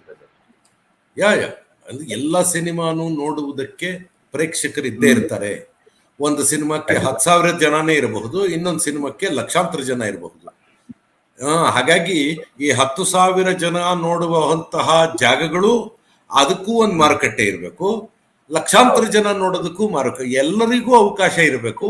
ಅಂಥದ್ದೊಂದು ಇನ್ಕ್ಲೂಸಿವ್ ಆದಂತಹ ವ್ಯಾಪಾರಿ ವ್ಯವಸ್ಥೆಯನ್ನು ಸೃಷ್ಟಿಸಬೇಕಾದ್ದು ಆ ಸೊಸೈಟಿಯ ಜವಾಬ್ದಾರಿ ಅಂತ ನಾನು ಭಾವಿಸ್ತೇನೆ. ನೋಡೋಣ, let us see, tomorrow should be better ಅಂತಲೇ ನಾನು ಭಾವಿಸ್ತೇನೆ. ಆದ್ರೆ ಫಿಲ್ಮ್ ಫೆಸ್ಟಿವಲ್ ಅಲ್ಲಿ ಒಂದ್ ಯಾವ್ದೋ ಸಿನಿಮಾ ಕ್ಯೂ ನಿಂತ್ಕೊಂಡು ಜನ ನೋಡಿದ್ರು ಅಂತಿರಲ್ಲ, ಅದೇ ಸಿನಿಮಾ ಥಿಯೇಟರ್ ಬಿಡುಗಡೆ ಆದಾಗ 4 ಜನ ಇರಲ್ಲ, ನಾನು ಜೋ ಹೌದು ಹೌದು ನಾನು ಅದನ್ನ ಜೋಕರ್ ಫಾರ್ ಎಕ್ಸಾಂಪಲ್, ಆಸ್ಕರ್ ಬಂದಂತಹ ಸಿನಿಮಾ ಬಿಡುಗಡೆ ಆದಾಗ ದೊಡ್ಡ ಥಿಯೇಟರ್ನಲ್ಲಿ ಒಟ್ಟು ಎಲ್ಲಾ ಸೇರಿಸಿ 4 ಜನ ಇದ್ವಿ, 4 ಜನ ನೋಡ್ತಾ ಇದ್ವಿ. ಅಂದ್ರೆ ದುಡ್ಡು ಕೊಟ್ಟು ಸಿನಿಮಾ ನೋಡುವುದು ಬೇರೆ, ಒಂದು ಫೆಸ್ಟಿವಲ್ ನಲ್ಲಿ ಸಿನಿಮಾ ನೋಡೋದು ಬೇರೆ. ಫೆಸ್ಟಿವಲ್ನಲ್ಲಿ ಒಂದು ಸಿನಿಮಾನ ಆಯ್ಕೆ ಮಾಡ್ಕೊಳಕ್ಕಿರುವ ಕಾರಣ ಬೇರೆ, ದುಡ್ಡು ಕೊಟ್ಟು ಸಿನಿಮಾ ನೋಡುವಾಗ ಆಯ್ಕೆಗಳು ಬೇರೆ. ಸೊ ಈ ಆಯ್ಕೆಗಳ ವ್ಯತ್ಯಾಸವನ್ನು ಕೂಡ ನಾವು ಅರ್ಥ ಮಾಡ್ಕೋಬೇಕು. ಓಕೆ, ಇದು ಇನ್ನೊಂದು ಪ್ರಶ್ನೆಗೆ ನಾನು ನೀನು ಇಬ್ರು ಮಾತಾಡ್ಲಿಲ್ಲ, ಅದು TDS ಕುರಿತಾದಂತಹ ಪ್ರಶ್ನೆ. ಇಂಪಾರ್ಟೆಂಟ್ ಆದ ವಿಷಯ ನಾನು ಹೇಳ್ತೀನಿ. ಇದುವರೆಗೆ ಯಾರೋ ಕಾಂಟ್ರಾಕ್ಚುಯಲ್ ಅಬ್ಲಿಗೇಷನ್ಗೆ ಕೆಲಸ ಮಾಡ್ತಿದ್ರೆ, by chance if I am doing a program for a OTT platform or a television channel, ಆಗ ಕಾಂಟ್ರಾಕ್ಚುಯಲ್ ಅಬ್ಲಿಗೇಷನ್ ಅಂತ TDS ಯೂಸ್ ಟು ಬಿ 2%. ಈಗ ಅದನ್ನ ಸರ್ಕಾರ ಒಂದು ಆದೇಶದ ಮೂಲಕ ಇದೇ ಜುಲೈ ತಿಂಗಳಿಂದ it has been increase to 10% with a rider. ಆ ರೈಡರ್ ಏನು, ಹೊಸ 10% ತಗೊಳ್ಳಿ TDS ಅನ್ನೋದಲ್ಲದೆ ಒಂದು ರೈಡರ್ ಏನು ಅಂದ್ರೆ, ಈ OTT ಪ್ಲಾಟ್ಫಾರ್ಮು ಮಿಸ್ಟರ್ ಎಗೆ ದುಡ್ಡು ಕೊಡ್ತಿದೆ ಅಂತಂದ್ರೆ, ಮಿಸ್ಟರ್ ಎ ಹಿಂದಿನ ವರ್ಷದ ಇನ್ಕಮ್ ಟ್ಯಾಕ್ಸ್ ಫೈಲ್ ಮಾಡಿರೋ ರಿಟರ್ನ್ಸ್ ಅನ್ನ ಸಬ್ಮಿಟ್ ಮಾಡಬೇಕು ಇವನಿಗೆ, ಆ ಪ್ಲಾಟ್ಫಾರ್ಮ್ಗೆ. ಅಕಸ್ಮಾತ್ ಅವನು ಫೈಲ್ ಮಾಡಿಲ್ದೇ ಇದ್ರೆ TDS will become 20%. So this is another kind of control. ಎಲ್ಲ ಕಡೆಯಿಂದ ಎಲ್ಲರನ್ನು ಲಾಕ್ ಮಾಡ್ತೀವಿ ಅನ್ನೋ ಕಂಟ್ರೋಲ್. ಏನ್ ಸಮಸ್ಯೆ ಏನಾಗುತ್ತೆ ಅಂತ ಹೇಳ್ತೀನಿ ಕೇಳು. ಒಬ್ಬ ಕ್ಯಾಮರಾ ಸಪ್ಲೈಯರ್ ಇರ್ತಾನೆ, ಅವನು ಏನೆಲ್ಲ ಕಷ್ಟಪಟ್ಟು ಸರ್ಕಾರಕ್ಕೆ ಕೊಡಬೇಕಾದ ಫಾರಿನ್ ಎಕ್ಸ್ಚೇಂಜ್ ಡ್ಯೂಟಿ ಕಟ್ಟಿ, ಎಕ್ಸ್ಚೇಂಜಿನ ಟ್ಯಾಕ್ಸ್ ಕಟ್ಟಿ ಎಲ್ಲ ಮಾಡಿ ಒಂದು ಕ್ಯಾಮರಾ ತಗೊಂಡ್ ಬರ್ತಾನೆ. ಡಿಜಿಟಲ್ ಕ್ಯಾಮರಾ ಅನ್ನೋದರ ಸತ್ಯಗಳು ಕೂಡ ಜಗತ್ತಿಗೆ ಗೊತ್ತಿರಬೇಕು. ಒಂದು ಡಿಜಿಟಲ್ ಕ್ಯಾಮರಾಗೆ ಆಗುವ ಖರ್ಚು ಎಷ್ಟೇ, ₹100 ಇದೆ ಅಂತ ಅನ್ಕೊಳ್ಳಿ. ಅವನು ಆ ₹100 ಕೊಟ್ಟು ತಗೊಂಬಂದ್ರೆ ಬಜಾರಲ್ಲಿ ಅದನ್ನು ಬಾಡಿಗೆಗೆ ಬಿಟ್ರೆ ಎಷ್ಟು ಬರುತ್ತೆ ಅವನು ಒಂದ್ ದಿವಸಕ್ಕೆ? ಮ್ಯಾಕ್ಸಿಮಮ್ ₹5 ಹಣ ಸಿಕ್ಕುತ್ತೆ ಅವನಿಗೆ. ₹100 ಖರ್ಚಾಗಿರೋದು ಅವನಿಗೆ ಒಂದು ದಿವಸಕ್ಕೆ ₹5 ಹಾಗೆ ಕೆಲಸ ಸಿಗುತ್ತೆ. ಎಷ್ಟು ದಿವಸ ಕೆಲಸ ಮಾಡಿದ್ರೆ ಅವ್ನು ₹100 ಬರಬೇಕು, ಅಷ್ಟು ದಿವಸ ಕೆಲಸ ಮಾಡಬೇಕು. ಆದ್ರೆ ವಾಸ್ತವ ಏನು ಅಂತಂದ್ರೆ, ಈಗ ಆ ತರಹದ ಒಂದು ಕ್ಯಾಮರಾ ತಂದವನು ಆ ಹಣವನ್ನ ಮ್ಯಾಕ್ಸಿಮಮ್ 2 ಅಥವಾ 3 ವರ್ಷದ ಒಳಗೆ ಆ ದುಡ್ಡನ್ನು ವಾಪಸ್ ತಕ್ಕೋಬೇಕು. ಇಲ್ದಿದ್ರೆ ಹೊಸ ಕ್ಯಾಮರಾ ಬಂದ್ಬಿಡುತ್ತೆ, ಇವನ್ ಕ್ಯಾಮರಾ ಔಟ್ಡೇಟ್ ಆಗುತ್ತೆ. So he has to get back his money. But ಈಗ ಏನಾಗುತ್ತೆ, ಇವನು ಸಾಲ ತಗೊಂಡು ಯಾವ್ದೋ ಏನೇನೋ ಕಷ್ಟಪಟ್ಟು ಆ ಕ್ಯಾಮರಾ ತಗೊಂಡ್ ಬಂದಿರ್ತಾನೆ. ಆದ್ರೆ ಅವನು ವಾರ್ಷಿಕ ಬರುವ ಹಣ ಅವನಿಗೇನಿರುತ್ತಲ್ಲ, ಅದು ಇನ್ಕಮ್ ಟ್ಯಾಕ್ಸ್ ಕಟ್ಟುವ ಲೆವೆಲ್ ಇಂದ ಅಲ್ಲ. He may be within 5 lakhs. ಅವನ ಇನ್ಕಮ್ ಜನರೇಷನ್ 5 ಲಕ್ಷದ ಒಳಗಿಂದೆ ಒಬ್ಬ camera supplier most of the times. ನಿನಗೂ ಗೊತ್ತಿರುತ್ತೆ ಬಹಳ ಜನ ಅಂತವ್ರು. ಈ 5 ಲಕ್ಷ ರೂಪಾಯಿ ಒಳಗಡೆ ಇರುವವನು ಈಗ ನನ್ನ ಹತ್ರ ನನಗ್ ಕ್ಯಾಮ್ರಾ ಕೊಟ್ಟಿದ್ದಾನೆ, ಬಾಡಿಗೆ ಪಟ್ಕೋಬೇಕು ಅಂತಂದ್ರೆ TDS ನ ಕಟ್ ಮಾಡ್ಲೇಬೇಕು, ಬಾಡಿಗೆ ಕೊಡ್ತಾ ಇದ್ದೀನಿ ಅವನಿಗೆ. ಆದ್ರೆ ಅವನು ಹಿಂದಿನ ವರ್ಷದ ಆದಾಯ ತೆರಿಗೆಯ ವಿವರವನ್ನ ನನಗೆ ಸಲ್ಲಿಸದೇ ಇದ್ರೆ, ನಾನು ಕಟ್ ಮಾಡೋದು 20% ಆದ್ರೆ ಅವನು ತನ್ನ ಆದಾಯವನ್ನು ಪಡ್ಕೊಳ್ಳಕ್ಕೆ ಎಷ್ಟು ದಿವಸ ಕಾಯ್ಬೇಕು? ಅವನು ರಿಟರ್ನ್ಸ್ ಫೈಲ್ ಮಾಡೋವರೆಗೂ ಕಾಯ್ಬೇಕು, minimum of 1 year. So the amount invested on working capital is going to increase to an unbelievable number. ಈಗ ಸೀರಿಯಲ್ ಮಾಡ್ತಿರೋರನ್ನ ತಲೆಯಲ್ಲಿ ಇಟ್ಕೋ. ಈಗ ಸೀರಿಯಲ್ ಮಾಡ್ತಿರೋನು ಎಷ್ಟು ಜನದ ಜೊತೆಗೆ 50 ಜನದ ಜೊತೆ ಕೆಲಸ ಮಾಡ್ತಿರ್ತಾನೆ. 50 ಜನದ್ದು ಇನ್ಕಮ್ ಟ್ಯಾಕ್ಸ್ ಸರ್ಟಿಫಿಕೇಟ್ ತಗೊಂಡು ಅವ್ರು ಸಂಬಳ ಕೊಡಬೇಕು, ಲೈಟ್ ಬಾಯ್ ಇಂದ ಹಿಡಿದು. ಹಾಗೆ ಒಂದು ಟೆಲಿವಿಷನ್ ಚಾನೆಲ್ನವರು ಎಷ್ಟು ಜನದ ಹತ್ರ ಟ್ಯಾಕ್ಸ್ ಸರ್ಟಿಫಿಕೇಟ್ ತಗೋಬೇಕು? ಅವ್ರು ಯಾರ್ಯಾರ ಹತ್ರ ಕೆಲಸ ಮಾಡಿಸ್ತಾ ಇದ್ದಾರೋ. ಒಂದು ದಿವಸಕ್ಕೆ 12 ಗಂಟೆ ಹೊಸ ಪ್ರೋಗ್ರಾಮ್ ಮಾಡ್ತಿದ್ರೆ 12 ಗಂಟೆ 8 ಅರ್ಧ ಗಂಟೆ ಅಂತ ಲೆಕ್ಕ ಹಾಕಿದ್ರೆ 24 ಪ್ರೋಗ್ರಾಮ್ ಆಯ್ತು. 24 ಪ್ರೋಗ್ರಾಮು ಇಂಟು 50 ಜನ. ಅಷ್ಟು ಜನದ ಹತ್ರ ಅವರು ಇನ್ಕಮ್ ಟ್ಯಾಕ್ಸ್ ಕಟ್ಟಿದಾರೋ ಇಲ್ಲ ಹೋದ ವರ್ಷದ್ದು ಅಂತ ತಗೋಬೇಕು. ಇಲ್ದಿದ್ರೆ 2% ಕಟ್ ಮಾಡ್ತಾ ಇದ್ದ ಕಡೆ 20% ಕಟ್ ಮಾಡ್ತಾರೆ. ಹಾಗೆ 20% ಕಟ್ ಮಾಡಿದ ಕೂಡಲೇ ಅದು ಏನು 120 ಡೇಸ್ ಯಾವಾಗಲೂ ಕೊಡೋದು ದುಡ್ಡನ್ನ, ಅದರಲ್ಲಿ 20% ಕಟ್ ಆಗ್ಬಿಟ್ರೆ ಬಹಳ ಜನ ವರ್ಕಿಂಗ್ ಕ್ಯಾಪಿಟಲ್ ಜಾಸ್ತಿ ಆಗಿ ಒದ್ದಾಡ್ತಾರೆ, ಬದುಕಕ್ಕಾಗೋದಿಲ್ಲ. ಸೊ ಪ್ರಾಯಶಃ ಈ TDSಗೆ ಆಗಿ ಮಾಡಿರುವ ಈ ಬದಲಾವಣೆ ಏನಿದೆ, ಅದರಲ್ಲಿ ಈ ರೈಡರ್ ಏನು ಹಾಕಿದ್ದಾರೆ, 2% ಇಂದ 10% ಮಾಡ್ತೀರಾ ಓಕೆ, ಅದ್ರ ಮೇಲೆ ಈ ರೈಡರ್ ಬೇರೆ ಹಾಕಿದ್ದೀರಲ್ಲ, ಈ ರೈಡರ್ನ ಬಿಡಬೇಕು. ಜನರ ಬಗ್ಗೆ ನಂಬಿಕೆ ಇರಬೇಕು. ಜನ ಯಾವಾಗ ಒಂದು ಸರ್ಕಾರಕ್ಕೆ ಜನರ ಬಗ್ಗೆ ನಂಬಿಕೆ ಇರುತ್ತೋ ಆಗ ಎಲ್ಲಾ ಕಡೆಯಿಂದ ಇನ್ಕಮ್ ಟ್ಯಾಕ್ಸ್ ಕಟ್ಟಿದ್ದೀರಾ ಅಂತ ಚೆಕ್ ಮಾಡಕ್ಕೆ ಒಬ್ಬ ಪೊಲೀಸ್ ಅಲ್ಲ ಅಂತ 1000 ಜನನ್ನ ಪೊಲೀಸ್ ಮಾಡುವ ಪ್ರಯತ್ನ ಇದೆಯಲ್ಲ, ಈ ತರಹದ ತಪ್ಪನ್ನ ಯಾವ ಆಳುವ ಸರ್ಕಾರವೂ ಮಾಡ್ಲಿಕ್ಕಿಲ್ಲ ಅಂತ ನಾನು ಭಾವಿಸ್ತೀನಿ. ಈಗಾಗಲೇ ಜಾರಿಗೆ ಬಂದಿರುವ ಈ ಆರ್ಡರ್ ಅನ್ನು ಕೂಡ ಆದಷ್ಟು ಬೇಗ ತಿದ್ದುಪಡಿ ಮಾಡಲೇಬೇಕು ಅಂತ ಹೇಳಕ್ ಇಷ್ಟಪಡ್ತೀನಿ. Okay, this was one thing which we had not discussed.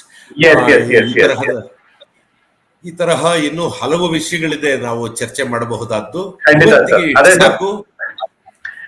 So ಅದೇ ಜನಶಕ್ತಿ ಮೀಡಿಯಾದ ಈ ವಿಶೇಷ ಕಾರ್ಯಕ್ರಮ ಇಷ್ಟೊತ್ತವರೆಗೂ ನೀವು ನೋಡಿದಿರ. ಸಿನಿಮಾಟೋಗ್ರಫಿ ಅಮೆಂಡ್ಮೆಂಟ್ ಬಿಲ್ 2021 ಮತ್ತು ಅದರ ಸಾಧಕ ಬಾಧಕಗಳ ಬಗ್ಗೆ ನಾವು ಮಾತಾಡಿದ್ವಿ. ತುಂಬಾ ಥ್ಯಾಂಕ್ಸ್ ಸುರೇಶ್ ಸರ್, ನಿಮ್ಮ ಟೈಮ್ ನ ನಮಗೆ ಕೊಟ್ಟಿದ್ದಕ್ಕೆ. ಅಂಡ್ ಅಫ್ಕೋರ್ಸ್ ಇದು ಅಂದ್ರೆ ಇನ್ನೂ ಅಗೆದು ನೋಡ್ಬೇಕು ಈ ಬಿಲ್ ಅನ್ನ. ಸೊ ನಮಗೆ ಈಗ ಒಂದು 10-15 ದಿವಸದಲ್ಲಿ ಗ್ರಹಿಕೆಗೆ ಬಂದಿರೋದಿಷ್ಟು. ಇದರ ಅಪಾಯಗಳು ಇನ್ನೂ ಜಾಸ್ತಿ ಇರ್ತವೆ ಅಂತ ನನಗೆ ಇನ್ನೂ ಒಂದು ಇನ್ಸ್ಟಿಂಕ್ಟ್ ಇದೆ.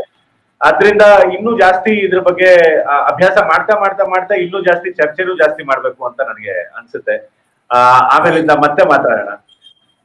ತುಂಬಾ ಥ್ಯಾಂಕ್ಸ್ ಸರ್, ಧನ್ಯವಾದ. Thank you. ವಿಡಿಯೋವನ್ನ ವೀಕ್ಷಿಸಿದ್ದಕ್ಕಾಗಿ ಧನ್ಯವಾದಗಳು. ಈ ವಿಡಿಯೋವನ್ನ ಇತರರಿಗೂ ಶೇರ್ ಮಾಡಿ, ನಮ್ಮ ಚಾನೆಲ್ಗೆ ಸಬ್ಸ್ಕ್ರೈಬ್ ಆಗಿ, ಹಾಗೆ ನಿರಂತರ ಸುದ್ದಿಗಳಿಗಾಗಿ ಬೆಲ್ ಐಕಾನ್ ಅನ್ನು ಒತ್ತಿ.